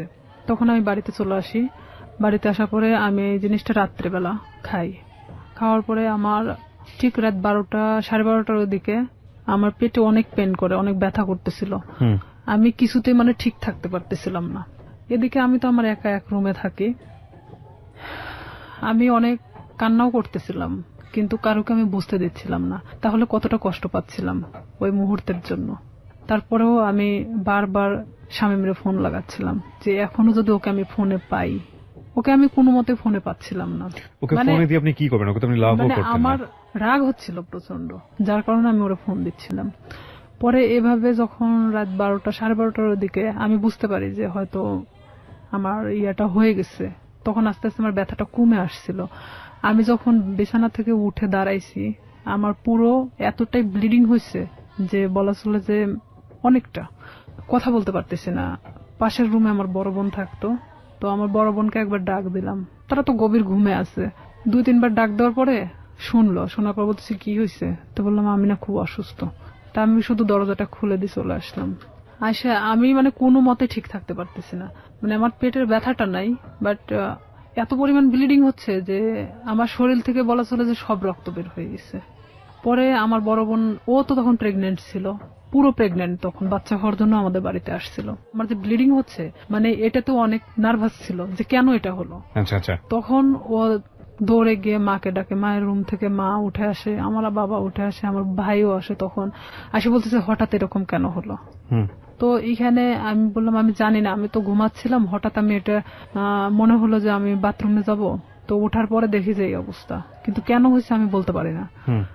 এই বলার পরে মানে আমি অনেক মানে থরথরে কাঁপতেছিলাম, কারণ আমার শরীরে কোনো রক্ত নাই। তখন আমি মানে আমার মৃত্যুর 1 সেকেন্ড আগে আমি কারোর কাছে ছোট হতে চাচ্ছি না। যে আমি কখনোই যে আমি যে রেপ হয়েছি এই কথাটা আমি কাউকে বলতে চাচ্ছি না, কোনো মতেই না। তখন আমার বড় চাচি আসে, আসার পরে সে বলতেছে যে ওর তো যেভাবে ব্লিডিং হচ্ছে তাতে তো ওকে বাঁচায় রাখা কঠিন হয়ে যাবে। তো আমার মা তো ডিম সিদ্ধ দিল, যে ডিম তো একটা শক্তিশালী জিনিস, দুধ ডিম আমারে খাওয়ানোর চেষ্টা করলো। তো আমি ওই মুহূর্তের জন্য খাইলাম, কারণ ওই মুহূর্তে আর আমার রুচিতে সমস্যা ছিল না। মানে আমার যে একটা খাবার প্রবলেম ছিল, এই প্রবলেমটা তখন ছিল না। পরে আমাকে তো হসপিটালে নিয়ে যেতে চাইলো, কিন্তু আমি কোনো মতে হসপিটালে যাচ্ছি না। যে আমি যদি হসপিটালে যাই, আর ওই যে ডাক্তারের থেকে আমি ওষুধটা নিয়ে আসছি, ডাক্তার বলতে ডিসপেন্সারি থেকে, সেই ডিসপেন্সারিটা ছিল ঠিক হসপিটালের গেটের সামনেই। আমার কথা আমার মৃত্যু হয়ে যাক, কিন্তু আমি কখনোই হসপিটালে যাব না। আমি এক কথায় আমার মাকে বলেছিলাম যে না, ওখানে গেলে আমাকে ইনজেকশন দিবে। আমি মানে ওর সিরিঞ্জকে খুব ভয় পেতাম ছোট থেকেই। মা বলতে কি আমার সবাই জানতো যে আমি সিরিঞ্জ অনেক ভয় পাই। আমি বলতেছি না, ওখানে গেলে ডাক্তার আমাকে ধরে ইনজেকশন দিবে, আমি থাকতে পারবো না, আমি মারা যাবো। তার চেয়ে বরঞ্চ আমি এখানে মারা যাই। আমি কিছুতেই মানে হসপিটালে যেতে ইচ্ছুক না। পরে এর মধ্যে এক ডাক্তারকে নিয়ে আসা হলো, আমার বাবা গিয়ে নিয়ে আসলো। নিয়ে আসার পরে এখনো কিছু বলে নাই যে সেই দিন কি বুঝতে পারছিল কিনা যে আমি কি করছি। সে বলতেছে এটা হঠাৎ করে হওয়ার তো কোনো মানেই হয় না, এটা আসলে টেস্ট করানো দরকার। তখন আমি বলতেছি না, আমি টেস্ট করাবো না। তো বলতেছে কেন? আমি বলতেছি যে আচ্ছা, এটা সিম্পল একটা জিনিস, দেখবা কাল ঠিক হয়ে গেছে। তখন আমার মা বলতেছে তোর প্রবলেমটা কি, তুই কেন এগুলোকে টেস্ট করাতে চাচ্ছিস না? তাই আমি বলছি হ্যাঁ ঠিক আছে, টেস্ট করাবো, কিন্তু আমাকে যদি কোনো ওষুধ দেয় আমি খাবো, কিন্তু আমাকে যদি কোনো ইনজেকশন দেওয়া হয় আমি কিন্তু নিব না। মানে তাদেরকে আমি শুধু ইনজেকশনের ভয়টা দেখাচ্ছিলাম। তো বলতেছে আচ্ছা ঠিক আছে। তো এর মধ্যে ওই ডাক্তার যে ব্লিডিং কমানোর জন্য যে ওষুধটা দিয়ে গেছে, এটাতেই আমার অনেকটা কাজ হয়েছে। মানে আমি সকালে ঘুম থেকে উঠে দেখি বলা চলে যে আমার ব্লিডিং নাই, মানে আমার কোনো ব্লাড বের হচ্ছে না। তখন আমি মাকে বললাম, মা আমার তো আর কোনো সমস্যা হচ্ছে না, তো আমার তো আর হসপিটালে যাওয়ার দরকার নেই। তো মা বলতেছে যে তাহলে তো ভালো হয়ে যাচ্ছিস, তাহলে এ ওষুধই খা। তো আমি ওইভাবেই প্রায় 1 মাসের মতো আমি অনেকটা অসুস্থ ছিলাম, মানে উঠে দাঁড়াতে পারতাম না, বসতে পারতাম না। তারপরেও মানে আমি দেখাচ্ছিলাম যে আমি অনেকটা সুস্থ, কিন্তু আমি শারীরিকভাবে ভিতর থেকে খুবই অসুস্থ ছিলাম। তখন আস্তে আস্তে যখন আমি আগের পর্যায়ে আবার ফেরত আসি, আমি সবকিছু ভুলে যাওয়ার চেষ্টা করি। কিন্তু শামীম আবারও যখন দেখলো যে আমি স্বাভাবিক ভালো মানুষ, নিজের মতো করে চলতে পারতেছি, তখন ও কি করলো, আমাকে আবার ফোন দেওয়া শুরু করলো। আমাকে আবার ফোন দেয়। আমি তখন এক ধরনের অনেক বকাবাজি করি, তুই আমাকে কখনো ফোন দিবি না। তখন আমি ওকে তুই তোকারি করে কথা বলতাম যে তুই আমাকে কখনো ফোন দিবি না, আর যদি ফোন দিস আমি এই বিষয়গুলো কিন্তু সবাইকে বলে দেবো। তখন ও বলে কি যে তুই কি বলবি, তোর যে ভিডিও আছে আমার কাছে এটা তুই জানিস। আমাকে ঠিক এইভাবে বলা হয় যে সেদিনকার ঘটনা যে আমার কাছে ভিডিও আছে আমার ফোনে, তুই কি এটা জানিস? আমি মানে ক্রমশ মানে নিজের সাথে মানে যুদ্ধ করতেছি মনে হচ্ছে আমার মধ্যে একটা গেরিলা যুদ্ধ শুরু হয়েছে। তখন আমি অনেকটা শর্ট হয়ে যাই যে আসলে এটা কি হচ্ছে, আমি কি একটা করে সমস্যা আমি এভাবে সমাধান করবো আর একটা করে সমস্যা আমার সামনে এসে দাঁড়াবে? আমি ওকে বলি যে শামীম, এটার বিনিময়ে তুমি কি চাও? আমাকে ভিডিওটা দিয়ে দিতে হবে। তো বলতেছে তার বিনিময়ে আমি যখন যেভাবে চাইবো তখন তোকে সেইভাবে আসতে হবে। আমি বলি এটা অসম্ভব, কারণ আমি যখন অনেকটা কষ্টের মধ্যে ছিলাম, প্রেগনেন্ট ছিলাম, তখন একটা বারের জন্য আমার পাশে এসে দাঁড়াও নাই। আমি এই জিনিসটাকে কিভাবে সমাধান করছি পুরোটা আমার নিজের মতো করে। সেখানে যদি একবারের জন্য ফ্ল্যাশ হতো তখন কি হতো?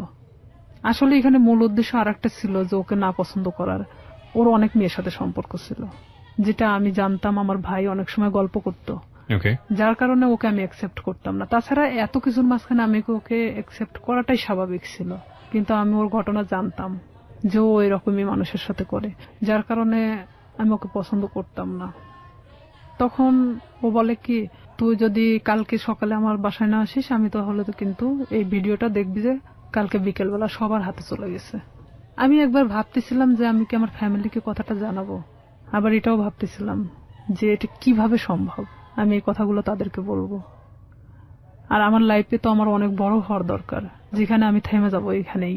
হয়তো আমার পড়াশোনা হবে না, হয়তো মানুষ আমাকে নিয়ে বিভিন্ন ধরনের কথা বলবে। আমি কিভাবে সম্ভব যে আমি সামনের দিকে আগাবো? তখন সবকিছু নিজেকে যেভাবেই হোক না কেন আমি বলি যে হ্যাঁ আমি তোমার কথা শুনবো, কিন্তু আমাকে ভিডিওটা দিয়ে দিতে হবে, কিন্তু কোনো কপি রাখা যাবে না। তো আমাকে বলে যে ঠিক আছে আমি দিয়ে দিব, কিন্তু কিছুদিন পর, আগে দেখি যে তোমার মতিগতিটা কি। তখন নেক্সট টাইম আমি ওর বাসাতে আরেকবার যাই। যাওয়ার পরে তখন আমি বিভিন্ন কৌশলে চেষ্টা করি ওর থেকে ভিডিও, আমি ওকে বোঝাতে চাই যে আসলে এক পর্যায়ে ওকে আমি পছন্দ করে ফেলছি। তখন ওকে আমি এভাবে বলি যে ঠিক আছে ভিডিওটা আমাকে দেখাও, আমি নিব না, বাট আমাকে দেখাও, প্রয়োজন হলে তুমি আরো ভিডিও করো, সমস্যা নেই, কারণ এখন আমি তোমাকে পছন্দ করি। আমি তাকে ঠিক এভাবে বোঝাচ্ছিলাম যে আমি ভিডিওটা যে কোনো কৌশলে নিতে চাচ্ছিলাম। তখন এক পর্যায়ে ওর বাসাতে আমি 2 থেকে 3 বার যখন যাই, যাওয়ার পরে ওর এক ধরনের হয়তো বিশ্বাস হয়ে যায় যে আমি হয়তো তাকে পছন্দ করি এখন। তখন সে কি করে, ভিডিওটা একদিন আমাকে দেখাচ্ছিল, মানে তো সেদিন ওর বাসাতে ওর মা আছে, কিন্তু আমি পিছন দরজা দিয়ে ঢুকছি, আমাকে কখনো ভিতরে কথা বলতে দিত না। তো ভিডিওটা যখন আমি দেখছিলাম, ওর মা তখন মানে রুমে নক করতেছিল, তখন ও আমাকে বলে কি যে তুমি ওই পাশে ওয়ার্ডরোবের ওই পাশে দাঁড়াও, আমি দরজাটা খুলি। তখন ও ঠিক দরজাটা খুলে ওর মার সাথে কথা বলে, ও ফোনটা আমার কাছে রেখে চলে যায়। ওর মার সাথে যখন কথা বলতেছিল তখন আমি ফোন থেকে আমার মেমোরি কার্ডটা বের করে নিই, ও তখন আমি বুঝতে দেইনি, কিন্তু আমি জানতাম না যে ও সেটা কপি করে অন্য কোথাও রাখছে। মানে এটা যে শুধু ওর কাছে একটা না, কপি করে অন্যান্য জায়গাতে বসে রেখেছে। হ্যাঁ, অন্য অন্য ওর মেমোরি কার্ডেও ছিল। কত সালের ঘটনা এটা আপনারা? এটা ওই 2007-এর শেষে, 8-এর দিকে। 2007 কিংবা 8, আমি যতদূর জানি যে আইসিটি যে নিয়ম নীতি বা আইন বা অ্যাক্ট সেগুলো কিন্তু হয়নি। হ্যাঁ, আইন সম্পর্কে অতটা আমার ধারণা ছিল না, আর আমি তো অনেক ছোট ছিলাম তখন, সাথে তখন আমি 8-এ পড়ি। রাইট, ওকে। কপিটা নিয়ে আসার পরে ও তখন যখন মানে ফোনটা দেখছে যে ওর ফোনে মেমোরি কার্ড নাই, তখন আমি চলে আসার পরে দেখছে যে ওর ফোনে মেমোরি কার্ড নাই, তখন আমারে বলতেছে যে তুমি কি মনে করো নিজেকে খুব চালাক, আমাকে এভাবে বলতেছে। আমি বললাম কেন? তো বলতেছে যে তুমি মেমোরি কার্ডটা খুলে নিয়ে গেছো। আমি বললাম যে আমি তখন ঠিক এভাবেই বলি, আমি এটার অপেক্ষাতেই ছিলাম। তো বলতেছে তুমি তোমার ধারণা কি করে হলো যে আমার কাছে একটা থাকবে, আমি যেটা তোমাকে দেখাচ্ছিলাম সেটা কপি ছিল, আমাকে এইভাবে বললো। ও কি সত্যি সত্যি ভিডিওটা করেছিল? হ্যাঁ, ছিল। ওকে। তারপরে আমি ওটা নিশ্চিন্ত হওয়ার জন্য দেখলাম, এই মেমোরি কার্ডটা আমার ফোনে তুললাম, তুলে দেখি যে হ্যাঁ, সেই দিনের যে ধস্তাধস্তি ঘটনাটা ছিল সেটাও পুরোটাই ওর প্ল্যান মাফিক ছিল। ওকে। তখন ওর ফোনটা যে ওর ওয়ার্ড্রোপের উপর মানে ভিডিও হচ্ছে এটা আমি জানতাম না তখনকার জন্য। তখন আমি যখন মেমোরি কার্ডটা বাথরুমের মধ্যে ফেলে দেওয়ার পর আমি ভাবি যে এটা নিশ্চিন্তে শেষ। কিন্তু যখন আমাকে ফোন দিয়ে কথাগুলো বলা হয় যে তুই কি জানিস যে এটার আর একটা কপি আছে, তখন আমি না অনেকটা আবার হয়ে যায় যে আমি এখন এর প্রতি আবার কিভাবে বিশ্বাস ধরাবো। আর না হলে তো সে আমাকে এইভাবেই ব্যবহার করতে থাকবে সারাটা জীবন। কারণ তখন আমি বলতাম যে তাহলে তুমি আমাকে বিয়ে করো, যেহেতু তোমার আমাকে দরকার, তাহলে তো আমি তোমাকে ছেড়ে চলে যাচ্ছি না। দেখুন, একটা মানুষ তার সামাজিক সম্মান বাঁচানোর জন্য কত বড় কত ভয়াবহ রকমের রিস্ক নেয়, অথচ আমরা একটা মানুষের সুযোগ পেলেই তার সামাজিক সম্মানকে জেনে না জেনে কিভাবে ক্ষতিগ্রস্ত করি। আমরা ফিরে আসবো প্রিয় শ্রোতা, মাত্র 4 মিনিটের বিরতি নিচ্ছি। 4 মিনিট পরে এই জীবন গল্পে আবারও ফিরছি, আশা করছি আমাদের সাথেই থাকবেন। ছিলাম রিয়া, আপনি যেটা বলছিলেন যে আপনি জানতে পারলেন যে আরো একটি কপি ওর কাছে আছে। হ্যাঁ, আমি তখন এটাই ভাবতেছিলাম যে তাহলে ওর প্রতি আমি আবার কিভাবে এই জিনিসটা বিয়ে করার প্রস্তাব দেই। তখন ও এরকম বলে যে না, আমি পড়াশোনা করতেছি, তো এখন তো বিয়ে করা সম্ভব না, ফ্যামিলি থেকেও তো এখন বিয়ে দিবে না, বিয়ে করার দরকার নেই, তাহলে আমাকে কিসের দরকার, আমরা এভাবে সম্পর্ক চালায় যাই, সময় হলে বিয়ে করে নেব, এই কথা বলে। আমি বলি না, এটাতে আমি থাকতে পারবো না এভাবে, কারণ তুমি যখন চাইবা তখন আমি যাব, আর এভাবে আমারও তো একটা জীবন, আমি না কোনো সময় তো ধরা পড়ে যেতে পারি, আমার পড়াশোনা আছে। তখনও বলতেছে যে তুমি তোমার মতো চলবা, জাস্ট মাঝে মধ্যে আমার সাথে দেখা করবা। আমি তখন রাজি হই না, যে তাহলে আমাকে ছেড়ে দাও এখান থেকে। তো ও বলে কি যে তুই যদি এখান থেকে বের হওয়ার চেষ্টা করিস তাহলে একটাই কথা বলবো, তোর ছোট বোন আছে, তার সাথেও ঠিক একই ঘটনা ঘটবে, আমার যে ছোট। তখনও কি ওই শামীম কি আপনার বড় ভাইয়ের ফ্রেন্ড হিসেবেই আছে? হ্যাঁ, তখনও আছে। তো আমার ফ্যামিলি তো তখনও জানতো না যে তার সাথে আমার সম্পর্ক এরকম চলতেছে। তখন ঠিক 1 বছরের মাথায় এসে আমার ফ্যামিলি জানা যায়। কিভাবে জানলো, মানে আমি যে ফোনে কথা বলতাম, শামীমের নাম্বারটা আমার ফোনে অন্য নামে সেভ করা ছিল, একটা মেয়ে নামে সেভ করা ছিল, মেয়েদের নামে। আমি ফোনটা রেখে গোসল করতে যাই, আমাদের তো বাড়িটা নদীর পাশে, তো নদীতে গোসল করতে যাই, তখন আমার বড় বোন ফোনটা দেখতে দেখতে শামীমের নাম্বারটা, মানে সে দেখে ভাবে যে এই নাম্বারটাও সম্ভবত আমার ভাইয়ের ফোনেও দেখছে। আচ্ছা। তখন আমার বোন এই নাম্বারটা নিয়ে এসে তার সাথে মানে অ্যাড করে। আর এই নাম্বারটা এখানে একটা মেয়েদের নামে সেভ করা, তার মানেটা কি? তখন আমার বোনের মানে অলরেডি বাচ্চা হয়ে গেছে, 7 দিন না 8 দিন বয়স। তো সেখানে ও যখন ভাইয়ের সাথে ডিসকাস করে এই বিষয়টা নিয়ে যে নাম্বারটা কার, তখন দেখছে যে এটা শামীমের নাম্বার। তখন আমি যখন বাড়িতে আসি গোসল শেষ করে চেঞ্জ করার পরে আমার ভাই আমাকে ডাকে। সে কিন্তু আমার সাথে কথা বলে না, ডাকতে বলতেছে যে এই নাম্বারটা কার। তখন এক পর্যায়ে আমি মনে চুমকে উঠি, প্রশ্ন করতেছে কেন। তখন আমি না চুপ মারে তাকায় আছি। তখন বলতেছে যে নাম্বারটা কার। তো আমি বলতেছি শামীমের। তো বলতেছে যে শামীমের নাম্বার তোর ফোনে কেন? বুঝলাম তোর ফোনে আছে, কিন্তু অন্য একটা নামে কেন?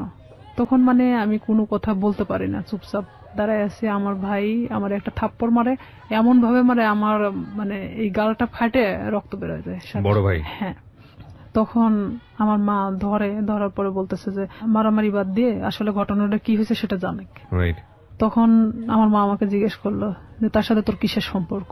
তো আমি তাদেরকে বললাম যে সে আমাকে পছন্দ করে, আমিও তাকে পছন্দ করি। ঠিক ব্যাপারটা নর্মালি বলে দিলাম। আসলে কি পছন্দ করতেন? এক পর্যায়ে এই 1 বছরের মধ্যে তার সাথে আমি এভাবে মানে পছন্দ হয়ে গেছে যে আমি তো তাকে, সে আমাকে ছাড়তেছে না আর আমিও তার থেকে বের হতে পারতেছি না। তো আমি জানতাম যে আমার লাইফটা এভাবেই চলবে যতদিন হয়তো এখান থেকে সে আমাকে মুক্তি না দিচ্ছে কিংবা আমাকে বিয়ে না করতেছে। আর আমি তখন থেকে এটাই চিন্তা ভাবনা নিয়ে নিলাম যে যেভাবেই চলুক না কেন, যতদিন নিজের পায়ে মানে নিজে না দাঁড়াতে পারতেছি আমি প্রতিবাদ করব না এটা নিয়ে। তখন আমার ভাই আমাকে অনেক মারার পরে বলতেছে তুই জানিস ওর সম্পর্কে? আমি বললাম যে হ্যাঁ আমি জানি। তো বলতেছে যে কি জানিস তুই? তো বলতেছি যে ও যে অনেক মেয়ের সাথে সম্পর্ক ছিল কিন্তু এখন তো নাই, ও আমাকে সবকিছুই বলছে। তো বলতেছে যে ওর যে এখনো রীতা নামে একটা মেয়ের সাথে সম্পর্ক আছে তুই জানিস? তা আমি বললাম যে হ্যাঁ আমি জানি, আমি কিন্তু কিছুই জানি না, তারপর আমি স্বীকার করতেছি যে হ্যাঁ জানি। তো বলতেছে যে তোকে কি বলছে? তাই আমি বললাম যে হ্যাঁ তার সাথে নাকি সম্পর্ক ছিল এখন নাই। তো বলতেছে ও যে গত পরশুদিনও আমার সাথে গিয়ে দেখা করে আসলো রীতার সাথে, তোকে এই কথাটা বলছে? আমার ভাই কিন্তু নর্মালি আমাকে এভাবে জিজ্ঞেস করতেছে। তাই আমি বলতেছি হ্যাঁ আমাকে বলছে। তো আমি আসলে তাদের মধ্যে তাল পাকায় দিচ্ছিলাম এরকম যে শামীম যদি আমাকে বলে থাকে তাহলে রীতার সাথে কেন সম্পর্ক, তাহলে শামীম আমার সাথে তাহলে এ ধরনের কি ধরনের খেলা খেলতেছে। তখন আমার ভাই বলে যে তুই আরো একটা বিষয় শুনে রাখ, শামীমের সাথে তুই সম্পর্ক রাখিস না, যতই আমি তোকে মারধর করে যাই করি না কেন, তারপরেও তুই আমার বোন, ও আমাকে মারার জন্য তোকে বাঁচিয়ে নিছে। আমি বললাম কেন? তো বলতেছে যে একটা বিষয় নিয়ে ওর সাথে আমার গন্ডগোল হয়েছে, যার কারণে ও আমাকে এমন ভাবে মারতে চাচ্ছে যেটা মৃত মানুষের চেয়েও অন্যরকম একটা ইয়া। তো এখন আমি বলতেছি যে হ্যাঁ সেটা বিষয় আমি জানি, মানে এক কথায় আমি সবকিছু স্বীকার করতেছি যে আমি জানি। তখন এক পর্যায়ে আমি শুয়ে শুয়ে এটা ভাবতে থাকি যে আসলে আমার ভাইয়ের সাথে কি ঘটছে তারা। তখন আমি শামীমরে ফোন লাগাই বলি শামীম ভাইয়ের সাথে তোমার প্রবলেমটা কি? তো বলতেছে কি না তো কোনো প্রবলেম নেই। তাই আমি বললাম যে ভাই তো তোমার আমার বিষয় জানে গেছে, তো এইখানে এখন আমার মনে হয় যে বলে দেওয়াটা উচিত সবকিছু। তো বলতেছে যে না বলো না, এখানে সমস্যাটা হলো কি আমি তো পড়াশোনা করি, এখন যদি আমি তোমাকে বিয়ে করি, ও তখন এখন এক ধরনের নর্মালি মানে কথা বলতেছে, তোমাকে যদি আমি এখন বিয়ে করি তাহলে আমাকে কিন্তু গার্মেন্টসে থাকা ছাড়া উপায় হবে না, কারণ আমার ফ্যামিলি তোমাকে কখনোই মানে নেবে না, তারা চায় যে তার ছেলেকে বিয়ে দিবে একটা চাকরিজীবী মেয়ের সাথে। আমার রাগ ওঠে একটু যে তুই জানিস যে তোর ফ্যামিলি তোকে আমার সাথে বিয়ে দিবে না, এটা আমিও জানতাম, তাহলে আমার সাথে এটা করার দরকার ছিল কি? এক পর্যায়ে তার সাথে আমার অনেক রাগারাগি হয়।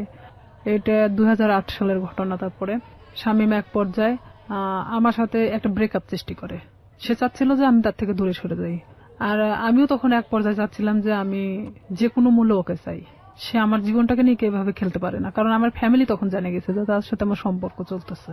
তখন এক পর্যায়ে আমি আমার ফ্যামিলির সাথেও যুদ্ধ করি, আর এদিকে ও আমাকে কিন্তু যতটাই ভালোবাসুক না কেন আমার ফ্যামিলি থেকেও দূরে সরায় দিছে।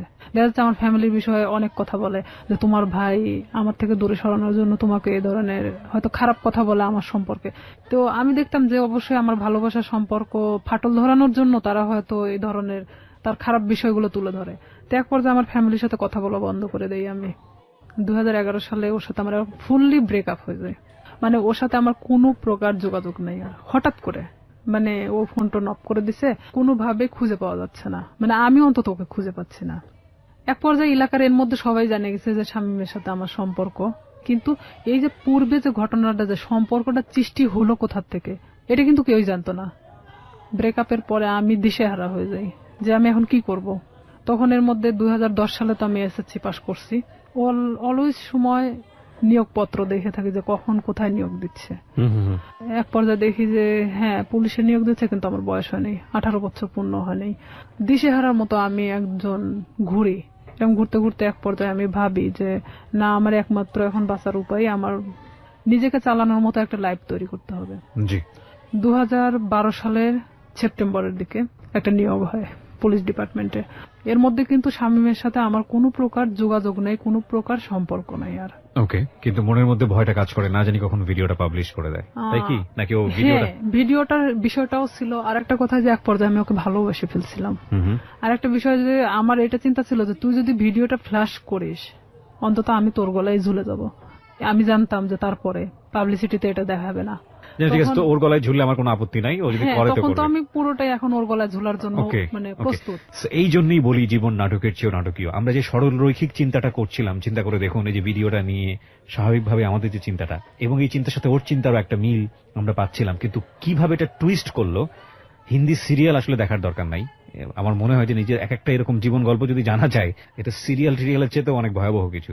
ওকে, এটা ভাবতেছি যে ওর গলায় ঝুলে দেবো, তখন ও চাচ্ছে কি যে ভিডিওটা আমি কখনো ফ্ল্যাশ করবো না। ও নিজেই মানে ভিডিওটাকে শেষ করে দিছে, এমনকি আমার নাম্বার টাম্বার সবকিছু ওর থেকে শেষ করে দিছে। এক পর্যায়ে ওর নাম্বার টাম্বার যখন সব চেঞ্জ করে নিছে, তখন তো ওর সাথে কোনো যোগাযোগের কোনো নাই আমার। আমি তখন দিশেহারা একটা যে আমাকে এখন আমার লাইফের দিকে আগাতে হবে, যেভাবে হোক আমি একটা সরকারি চাকরি করব। 2012 সালে যখন এই সেপ্টেম্বরের দিকে এই নিয়োগটা হয়, আমার ভাই চাচ্ছিল না যে আমি পুলিশ ডিপার্টমেন্টে আসি, কারণ ও অনেক আগেই কিন্তু ডিপার্টমেন্টে যোগদান করছে। আমার ভাই না চাওয়ার কারণ একটাই, সে চাচ্ছিল যে আমি যদি পুলিশে ঢুকি নিশ্চিত আমি শামীমকে বিয়ে করব। আর আমার ভাই কোনো মতেই শামীমকে মানে নিতে পারতেছিল না। তাতে আমাকে ত্যায্য করতে তারা রাজি আছে, কিন্তু শামীমকে কোনো মতে তারা মানতেছে না, কারণ ও এর আগেও আমার ভাইয়ের জানা মতো অনেক মেয়ের সাথে এই ধরনের ঘটনা ঘটাইছে। কিন্তু আমার সাথে কি ঘটনাটা ঘটছে এটা তো আমার ফ্যামিলির এমনকি কেউই জানতো না।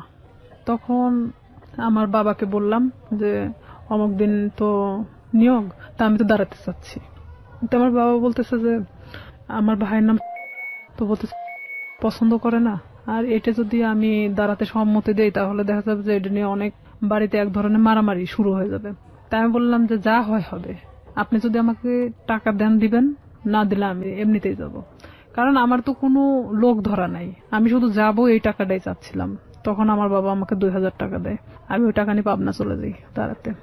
এক ইয়েতে আমাকে সিলেক্ট করে, কারণ আমি 5 ফিট 9 ইঞ্চি আর আমি একটা স্ট্রং বডির মানুষ। তো দেখার পরে আমাকে সবার পিছন থেকে নিয়ে যাওয়া হয়, ওখানে মাপে ওয়েটে সবকিছু দেখে আমি ঠিক হই। মেডিকেলেও দেখা যাচ্ছে আমার কোনো প্রকার সমস্যা নাই। যাই হোক, চাকরিটা হয় আপনার শেষ পর্যন্ত? হয়। তারপরে আমার চাকরিটা হয়, ওখান থেকে আমি বাড়িতে আসি। বাড়িতে আসার ঠিক আধা ঘন্টা 1 ঘন্টা পরে আমার ফোনে ফোন আসে একটা আনোয়ার নাম্বার থেকে। ফোন আসার পরে ওটাই ছিল শামীমের নাম্বার। তখন শামীম আমাকে বলতেছে যে শুনলাম তোমার নাকি চাকরি হয়েছে। তাই আমি বললাম হ্যাঁ। তো আমি বললাম যে এতদিন পর আমাকে আবার খোঁজ নেওয়া। তো বলতেছে আসলে আমি অনেক সমস্যার মধ্যে ছিলাম, আমার প্রত্যেকটা ফোন আমার ফ্যামিলি কেড়ে নিয়েছিল। মানে এটা কিন্তু পুরোটাই মিথ্যা কথা।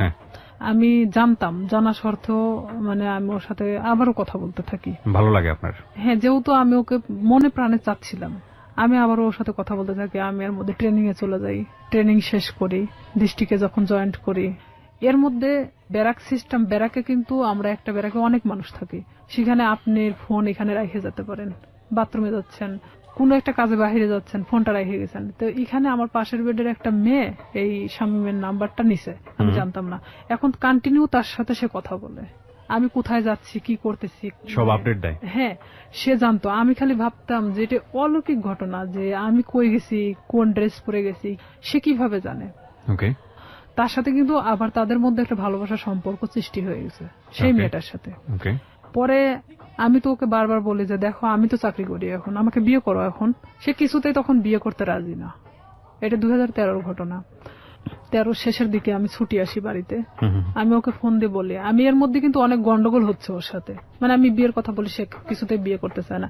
এদিকে আমার ফ্যামিলি তো মানে শামীমকে নিয়ে তো খুব একটা ডিস্টার্ব ফিল করতেছে। তো আমি এদিকে ওকে বারবার চাপ দেওয়া সত্ত্বেও আমাকে কিছুতেই মানে বিয়ে করতে চাচ্ছে না, তো চাচ্ছে না। তখন আমি বলি ঠিক আছে আমি বাড়িতে আসতেছি, যা করার করব। এই কথা বলে আমি বাড়ি চলে আসি। ফোন দিলাম, ফোন দিয়ে বলতেছি আমি তোর সাথে দেখা করতে চাই। ও আমাকে বলে যে আমি দেখা করতে পারবো না। তাই আমি ডিরেক্টলি ওর বাড়িতে চলে গেছি এই ফোনে কথা বলতে বলতেই।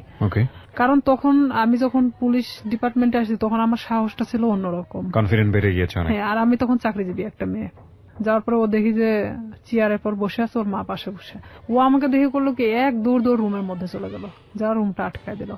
দেওয়ার পরে ওর মা বলতেছে কি হয়েছে। ওর মারা সবাই তো জানতো আমার সাথে সম্পর্ক আছে। বলতেছে কি হয়েছে, তোমার প্রবলেম কি। আমাকে কিছুতেই ওই ঘরের দিকে আগেতে দিচ্ছে না। আমি বললাম যে আপনার ছেলেকে জিজ্ঞেস করেন, সে আমার সাথে কেন এরকম করতেছে। আপনারা জানেন, আমার ফ্যামিলি জানে, সবাই জানে যে তার সাথে আমার সম্পর্ক, তাহলে কেন আজকে ও অস্বীকার করতেছে। তো বলতেছে এটা তোমার ব্যাপার, কিন্তু আমার বাড়িতে কোনো সিক্রেট চলবে না। এটাও ঠিক, তাদের তো কোনো বিষয় না, তারাও তো আমার সাথে বিয়ে দিতে চায় না। তখন আমি নিরুপায় হয়ে ওখান থেকে বের হয়ে চলে আসি। আসার পর বাড়িতে আসার পরে আমি অনেক অসুস্থ হয়ে যাই। এক পর্যায়ে আমাকে হসপিটালে নিয়ে যায়, স্যালাইন চলতেছে। এর মধ্যে আমি যে ডিস্ট্রিক্টে চাকরি করতাম ওখান থেকে একটা মেয়ের ফোন আসে, আমার পাশের বেডের একটা মেয়ের ফোন আসে। বলতেছে যে শামীম কোথায়। তাই আমি বলতে শামীম কোথায় মানে। তো বলতেছে যে হ্যাঁ, জিজ্ঞেস করলাম। তাই তো বললাম যে জানি না ও কই আছে। তো বলতেছে যে ও কিন্তু এখানে আসছে অমুকের সাথে দেখা করতে। তাই আমি বললাম আপনি কই থেকে জানলেন। তো বলতেছে আমি ওর সাথেই ছিলাম, আমাকে নিয়ে গেছিল, কিন্তু ও জানে না যে আসলে আমি তাকে চিনি। কারণ চিনার কারণ হলো তার ছবি আমি তাকে দেখাইছিলাম। তা আমি তখন ওরে ফোন দিলাম, কিছুতেই ফোন ধরে না। পরের দিন ও আমার ফোনটা ও নিজে থেকে ব্যাক করছে। ব্যাক করার পর আমি বলতেছি তুই ওখানে গেছিস কেন। তো বলতেছে যে আমি আসছিলাম এমনিতেই একটা কাজে, তাই ভাবলাম যে ওই আপুরে কিছু বলে যাই তোর সম্পর্কে, তুই আমার সাথে এরকম করতেছিস। পরে এখানে ঘটনাটা হলো সেই মেয়েকে একটা শপিং ব্যাগ দেওয়া হয়েছিল, ব্যাগের মধ্যে অনেক কিছুই ছিল। সেটা কিন্তু তারা আবার যে রুমে দেখাইছে, কিন্তু তারা মানে যে দেখাচ্ছে সে কিন্তু জানতো না যে তার পাশের বেডের আর একজন তাকে চেনে। তো আমি যাওয়ার পরে এটা নিয়ে তাকে আমি ফোর্স করলাম যে কেন আপনি তার থেকে জিনিস নিলেন, এটা সেটা বলার পরে তার সাথে এক পর্যায়ে ঝগড়া হয়ে যায়। ভাঙনটা এভাবেই শুরু হয়ে যায়। তার থেকে মানে আমার একটা ঘৃণা জন্মে যায় যে আমি স্ট্যান্ড থাকা শর্তেও সে অন্যজনের সাথে সম্পর্ক করে। তাহলে আমার ভাইয়ের কথাটাই সত্যি ছিল। তখন আমি একটা বাস্তবের সম্মুখীন চলে আসি। আমি তখন আস্তে আস্তে তাকে ভুলতে থাকি। এর মধ্যে যে যতটা ঘটনাই গেছে না কেন পুরোটাই খালি ব্রেকআপের দিকে গেছে, মানে গন্ডগোল, সম্পর্কটা ভেঙে দেওয়া এক ধরনের। এর মধ্যে ওই জেলারই এক থানাতে আমার পোস্টিং হয়। ও ক্রমশ আমাকে এভাবে জিজ্ঞাসা করে তোর কার সাথে আজকে ডিউটি। আমি বলি যে অমুক স্যারের সাথে ডিউটি। ওখানে আমাদের তো শিডিউল বাই ডিউটি হয়। দেখা যাচ্ছে যে আপনার সাথে আমার বারবার ডিউটি হচ্ছে, এটা তো আর আমার দোষ না। ওটা কি তোর অমুক লাগে সেটা লাগে, মানে খারাপ ধরনের আমাকে কথা বলা হয়। আমি বলি দেখো উনি আমার অফিসার আর তার সাথে আমার ডিউটি হয়, এমন কিছু না। সম্পর্কটা তো আপনার ব্রেকআপের দিকে যাচ্ছে, মানে সম্পর্কটা তখনও ব্রেকআপ হয়নি। আবার জোড়া লাগে, আবার ধরেও না ছাড়েও না, এরকম একটা বিষয়, মানে একটা ঝুলন্ত অবস্থা। আবার তর্কাতর্কিও শুরু করে। তর্কাতর্কিও হয়, মানে যতটা সময় ভালো দিকে হয় ততটা সময় আবার খারাপ দিকেও। আমরা শেষের দিকে চলে আসবো প্রিয় শ্রোতা। গল্পটা কোথাকার গল্প, কোথায় গিয়ে দাঁড়িয়েছে একটু চিন্তা করে দেখুন। আমরা শেষের দিকে ফিরে এসে আপনাদেরকে একেবারে শেষ রিয়েলিটি যেটা সেটা জানাবো, এবং আবারও বলবো অনুমান করবেন না, কারণ জীবন গল্পে অনুমান আসলেই অপ্রয়োজনীয় এবং সেটা আসলেই শেষ পর্যন্ত মেলে না। ছোট্ট একটা বিরতি, তারপর ও আমাকে বারবার এরকম খারাপ খারাপ কথা বলে। তখন আমি বলি যে হ্যাঁ আমি ওকে পছন্দ করি, মানে এক কথায় বলে দেয় যে আমি ওই অফিসারকে পছন্দ করি, যে সে আমার থেকে তারপরও সরে যাক এখন। তখন সে কি করে, আমার এলাকাতে গুজব ছড়াইকে আমি নাকি ওনাকে বিয়ে করছি, অথচ তার সাথে আমার কিন্তু কোনো প্রকার সম্পর্ক নেই। তখন সেই এলাকায় ছড়াই দেয় যে আমি নাকি এরকম আমাদের ডিপার্টমেন্টের একজনকে বিয়ে করছি। এই লোকও আস্তে আস্তে এই জিনিসটা জানা যায় যে সে এরকম ইয়ে করতেছে, কারণ তার সাথে আমি অনেক বিষয় নিয়ে ডিসকাস করতাম আগে থেকেই। তখন এই ব্যাপারটা এমন ভাবে দাঁড়ায় যায়, সে আমার এলাকার মধ্যে এমন ভাবে গুজব ছড়ায় দেয়। তখন ওর বিষয়ে আমি বাড়িতে এসে আমার ফ্যামিলিকে পুরো ঘটনা তখন বলি। বলার পরে আমরা থানাতে যাই। থানাতে গিয়ে আমাদের যে অফিসার আছে অফিসারের সাথে কথা বলে এটা বিষয়ে আমরা একটা পদক্ষেপ নেই। নেওয়ার পরে ও তো বাড়ি থেকে পালায় যায়। ওর ফ্যামিলির লোকজনও কেউ ছিল না, কারোকে ধরতে পারে না। পরে শামীমকে ফোন দেওয়া হয়, মানে স্যার ফোন দেয়, ফোন দিয়ে বলে থানায় আসার জন্য। তো সে এক কথায় যে সে নিরুদ্দেশে, জীবনেও মানে তাকে ধরা ছোঁয়ার বাহিরে, এক কথায় এরকম। আপনি কি মামলাটা করেন নাকি শুধুমাত্র মামলা হয়? জিডি করি। জিডি করেন আপনি? আচ্ছা।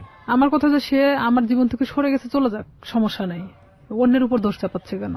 পরে সে আমার কাছে অনেক ফোন দিয়ে ক্ষমা টমা চায় যে আমি জীবনে তোমার লাইফ সম্পর্কে কিছু বলবো না, যা হয়েছে হয়েছে, তুমি ইয়েটা উঠায় নাও। তো একদিকে দেখা যায় যে ভালোবাসার ক্ষেত্রে আমি তুলেও দেই সেটা।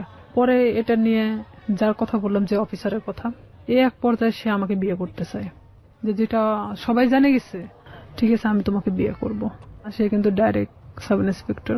আমি জানতাম যে সে বিবাহিত না, সে এতদিনও আমাকে কিন্তু বলতো সে বিবাহিত না।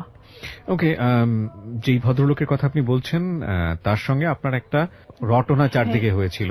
চারদিকে মানে এটা শুধু শামীম ঘটাইছিল। ওকে, তো উনি রাজি হয়েছিলেন এক পর্যায়ে আপনাকে বিয়ে করার জন্য? রাজি হয়েছিলেন এইভাবে যে তার সাথে আমার এর মধ্যে কিছুটা মানে সম্পর্ক এভাবে গড়ে ওঠে যে শামীম যখন এভাবে ছড়াচ্ছিল তখন আমার ডিপার্টমেন্টাল দিক থেকেও ওই যে মেয়েটার সাথে ওর কানেকশন ছিল, সে আবার আমার ডিপার্টমেন্টে এভাবে ছড়াচ্ছে যে আমি তাকে বিয়ে করছি। তা আমার ডিপার্টমেন্টে অনেকেই জানতো যে আমি তাকে বিয়ে করে ফেলছি।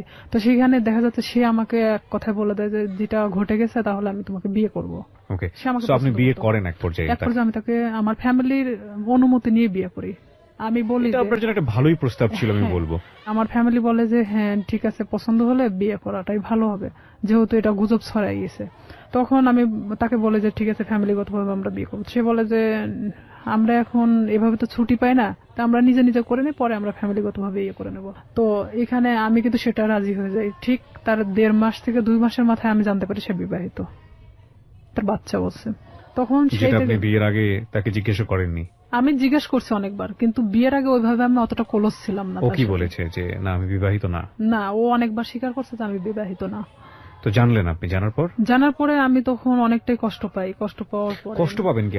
আমি তো যতদূর জানি যে এটা একটা মানে মারাত্মক রকমের আইন ভঙ্গন, এবং পুলিশের এত বড় একটা পোস্টে থেকে সে এই ধরনের কাজ করেছে মানে তো ক্লোজ হয়ে যাওয়ার কথা। অনেক কষ্ট পাই। কষ্ট পাওয়ার পরে ওকে আমি বলি যে এটা আমার সাথে করার কি দরকার ছিল। বাট সাহসটা পাই কিভাবে? সে সাহসটা পাইছে এভাবেই যে একটা ছেলে আমাকে এভাবে হ্যারাস করতেছে, তার সম্পর্কে তো আমি তার সাথে ডিসকাস করতাম। সেটা তো অন্য হিসাব, এটা তো ইনফরমাল হিসাব। কিন্তু ফর্মালি তো যদি যায় তাহলে তো চাকরি থাকবে না। সে এটাই ভাবতেছিল মেয়েটা তো এত কিছুর পরেও যেহেতু প্রকাশ করে নাই, তাহলে আমার ব্যাপারটাও হয়তো ওইভাবে প্রকাশ করবে না। ওকে, কিন্তু তার ফার্স্ট ওয়াইফ তো ঝামেলা করতে পারে, কনফিডেন্স এরকম ছিল। আচ্ছা, তখন এরকম যখন আমি দেখলাম যে না, আইনার সাথে আমার সংসার করা সম্ভব না, তখন আমি কিভাবে আমার ফ্যামিলিকে বলবো আবার যে আমি বিয়ে করার পরে এখন সংসার করতে চাচ্ছি না। সম্ভব না কেন ভাবলেন? শুধু এই বিয়েটা সম্ভব না মানে তার বাচ্চা আছে, 2টা বাচ্চা, অলরেডি 2টা বাচ্চা। ওয়াইফের সঙ্গে কথা হয়েছিল? প্রথম ওয়াইফের সাথে আমি কথা বলছি। কি বলেন উনি? প্রথম ওয়াইফ জানতো বিষয়টা? ওনার প্রথম ওয়াইফ জানতো বিষয়টা কিরকম।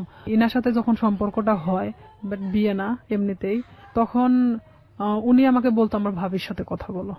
আপনাকে ওনার ভাবির সাথে কথা বলতো? মানে ওনার ভাবি মানে ওয়াইফ ওনার ভাবি সাজতো। তাহলে কি এখানে দেখা যাচ্ছে না যে ওনার ওয়াইফ ব্যাপারটা জানতো?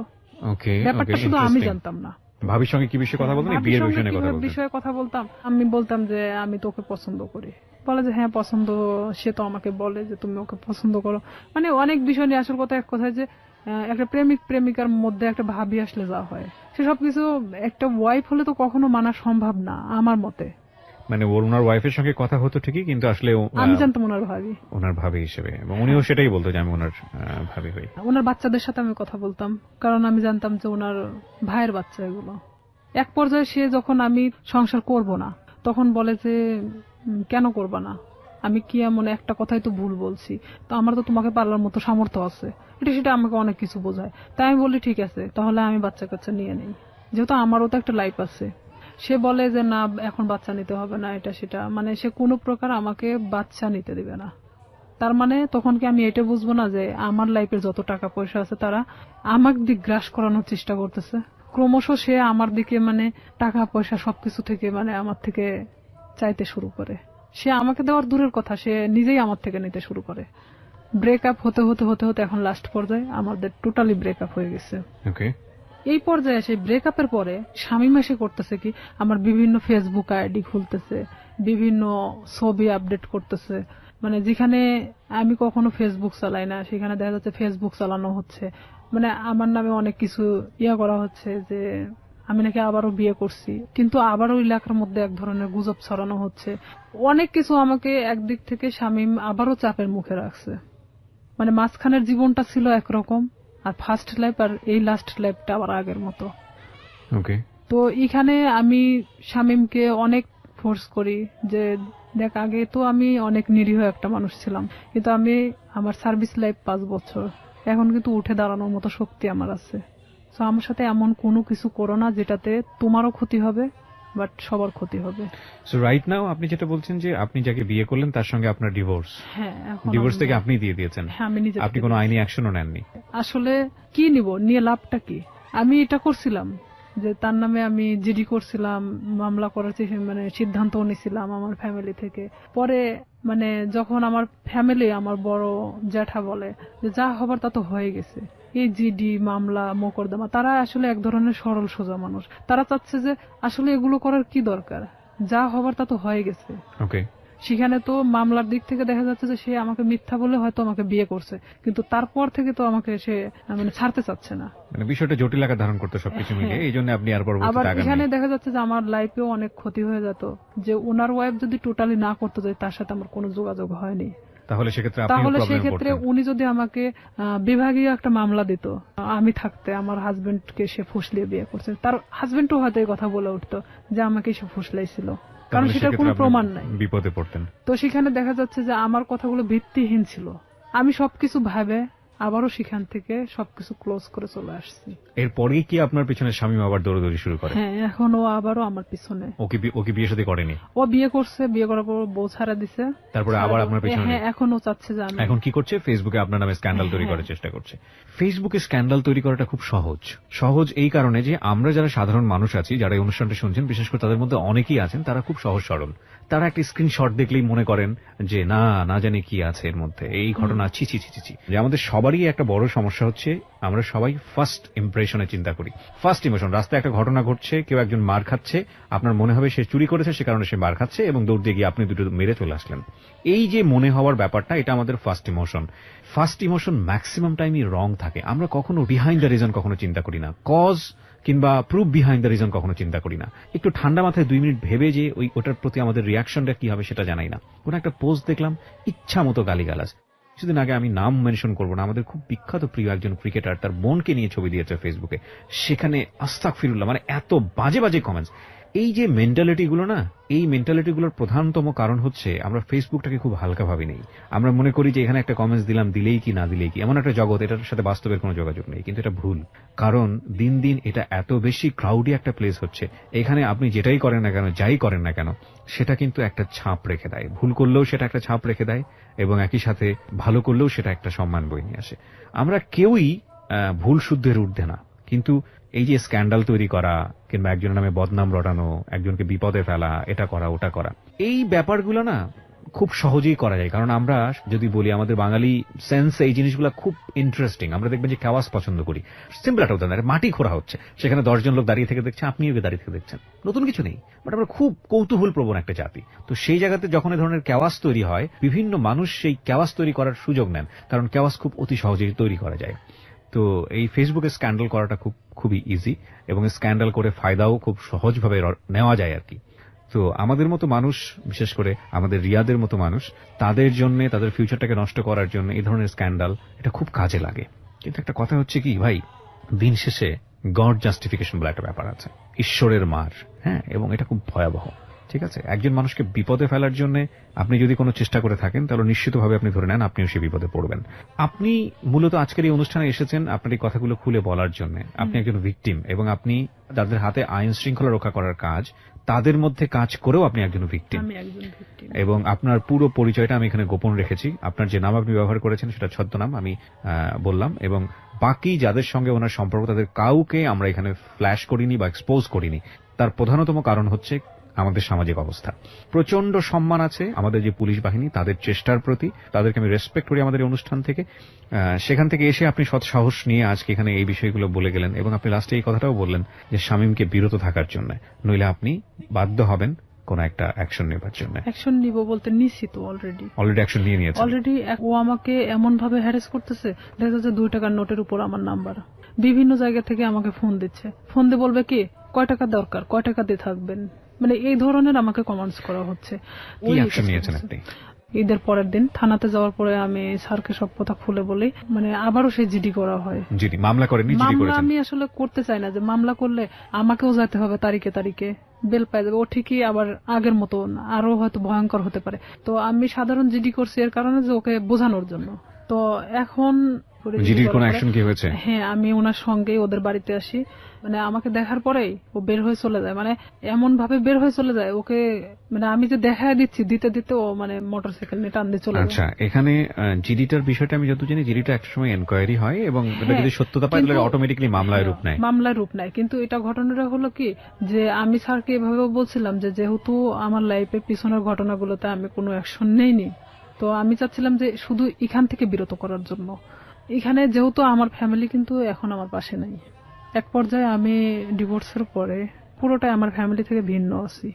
তো কেউ যেহেতু আমার পাশে নাই, সেখানে তো আর আমার লড়াই করে কোনো লাভ নেই। আমি চাচ্ছি যে সে যেন আমাকে ডিস্টার্বটা না করে, তাহলে তো আমি ফুললি আমার মতো জীবনযাপন করতে পারতেছি না। আমি আমার ফ্যামিলির উপর নির্ভরশীল, না আমি অন্য কারোর উপর। সবাইকে একটা বিষয় সতর্ক করছি, যারা আজকের এই অনুষ্ঠানটা শুনছেন, আমি জানি অনেকেই সতর্ক হবেন না, তারপরও 2-1 জন তো নিশ্চয়ই হবেন। সেজন্যই বলি, কোনো ধরনের কোনো ডকুমেন্টস বা কাউকে যদি আপনার মনে হয় যে আপনি তাকে হেয় করবেন, যে কোনোভাবে হোক সামাজিকভাবে হেয় করবেন, সেই রকম কোনো ডকুমেন্টস যদি পাবলিকলি আপনি ওপেন করেন, ফেসবুকে হোক বা অন্য যে কোনো কোথাও হোক, আপনি যদি ওপেন করেন without his or her permission, যাকে আপনি এটা ওপেন করছেন, যাকে আপনি এক্সপোজ করছেন, যাই করেন না কেন, আপনি যদি তার অনুমতি ছাড়া এটা করেন, সেটা কিন্তু আইসিটি অ্যাক্টে আপনার এগেইনস্টে খুব কঠিনতম একটা মামলা হয়ে যাবে। এবং আপনার কিন্তু কোনো জাস্টিফিকেশন নাই একটা মানুষকে, সে ভুল করুক বা অন্যায় করুক, ন্যায় করুক, তার কোনো প্রুফ দিয়ে আপনি সেটা ফেসবুকে একটা প্রচারণা চালাবেন। কারণ সামাজিক মর্যাদা যদি ক্ষতি হয়, সেই সামাজিক মর্যাদা ক্ষতির ঘানি কিন্তু আপনাকে টানতে হবে, এবং এগুলো কিন্তু নিয়ম আছে, আইন আছে। সুতরাং কোনো ধরনের মন্তব্য করা থেকে শুরু করে, কাউকে হেয় করা থেকে শুরু করে, এবং ফেসবুকে এমন কোনো কারো বিরুদ্ধে কোনো ডকুমেন্টস, সেটা প্রোপাগান্ডা ছড়ানোর জন্য হোক বা কারো বিরুদ্ধে কোনো ফায়দা নেবার জন্য হোক, যদি আপনারা কখনো এটা করে থাকেন কোনো মেয়ের বিরুদ্ধে, কোনো ছেলের বিরুদ্ধে, যার কোনো বিরুদ্ধে, তার মানে আপনি বিপদে আছেন। সুতরাং এটা প্লিজ করবেন না, কারণ সে যে কোনো মুহূর্তে আপনার এই বিষয়গুলোকে ইস্যু করে আপনার এগেইনস্টে মামলা করতে পারবে। আপনারা যদি মনে হয় এরকম কাজ করে কাউকে সামাজিকভাবে হেয় করবেন, তাহলে মোদ্দা কথা হচ্ছে আপনি নিজের বিপদ ডেকে নিয়ে আসছেন। সুতরাং সচেতন হন। আজকে হয়তো রিয়া জিডি পর্যন্ত থেমে আছে, কিন্তু আমি বিশ্বাস করি বাংলাদেশের পরিবর্তন আসছে। অনেক রিয়া জিডির কথা চিন্তাও করবে না, তারা সরাসরি মামলা দিয়েই বসবে। এবং এসব বিষয়ে মামলায় কিন্তু বাংলাদেশ সরকার খুবই খুবই খুবই অ্যাক্টিভ। অনেক ধন্যবাদ, আপনি এখানে সাহস করে এসেছেন। আপনার মাধ্যমে একটা মেসেজ আমি আজকে সবাইকে দিতে চাইলাম, এবং সেটা মনে হয় অনেকেই পেয়েছেন। আমরা সবসময় একটা কথা বলবো যে একজনের জীবন গল্প আরেকজনের শিক্ষা হোক। কাউকে কোনোভাবেই ছোট করাটা আমাদের মূল উদ্দেশ্য নয়, এবং মূল টার্গেটটাই হবে সে যেই হোক না কেন, তাকে আলটিমেটলি, সে যদি ভিকটিমও হয়, সে যদি কাউকে অপরাধও করে, তাহলে তাকে সঠিক পথে নিয়ে আসা, এবং সেটা সুন্দরভাবে। একটা মানুষকে শাস্তি দেওয়াটাই মূল কথা নয়, একটা মানুষ যাতে শাস্তি না পায় তাকে সুন্দর করে বুঝিয়ে বারবার সেখান থেকে ফিরিয়ে নিয়ে আসা। উনি শামীমের ক্ষেত্রে সেটা করে যাচ্ছেন। শামীমকে শুধু একটা আজকের অনুষ্ঠান থেকে একটা কথাই বলার আছে, সেটা হচ্ছে it is the highest time. আমি জানি আপনি এই অনুষ্ঠানটা শুনতেছেন, আমি আপনাকে রিকোয়েস্ট করব, আমি জানি আপনি সমাজে অনেক ভালো কাজ করেছেন, হয়তো বা আপনি আপনার ব্যক্তিগত জায়গা থেকে, আমরা সেগুলোকে রেসপেক্ট করি। আপনি ওনার লাইফে যেভাবে লেগে আছেন, সেটা উনি যেটা বললেন সেটা যদি আমরা মেনে নেই যে সত্য, আমি জানি আপনাকে যদি বক্তব্য দিতে দিতাম তাহলে তো আপনার পক্ষ থেকে কোনো বক্তব্য ছিল, কিন্তু যেহেতু আপনারা স্বামী স্ত্রীর সম্পর্কে নাই, সুতরাং দুজনের জায়গা থেকে, ওনার জায়গা থেকে আমি যতটুকু সত্য নিয়েছি, এই জায়গা থেকে শুধু এতটুকুই বলার আছে, আপনি নিজেকে নিবৃত করুন, থামুন এখানেই, নইলে আপনার জন্য ভবিষ্যৎটা হয়তোবা সুখকর হবে না। কারণ উনি এরপরে হয়তো রেগে গিয়ে বড় কোনো স্টেপ নেবেন। আমরা চাই আপনারা সবাই ভালো থাকুন। আজকের মতো শেষ করছি প্রিয় শ্রোতা।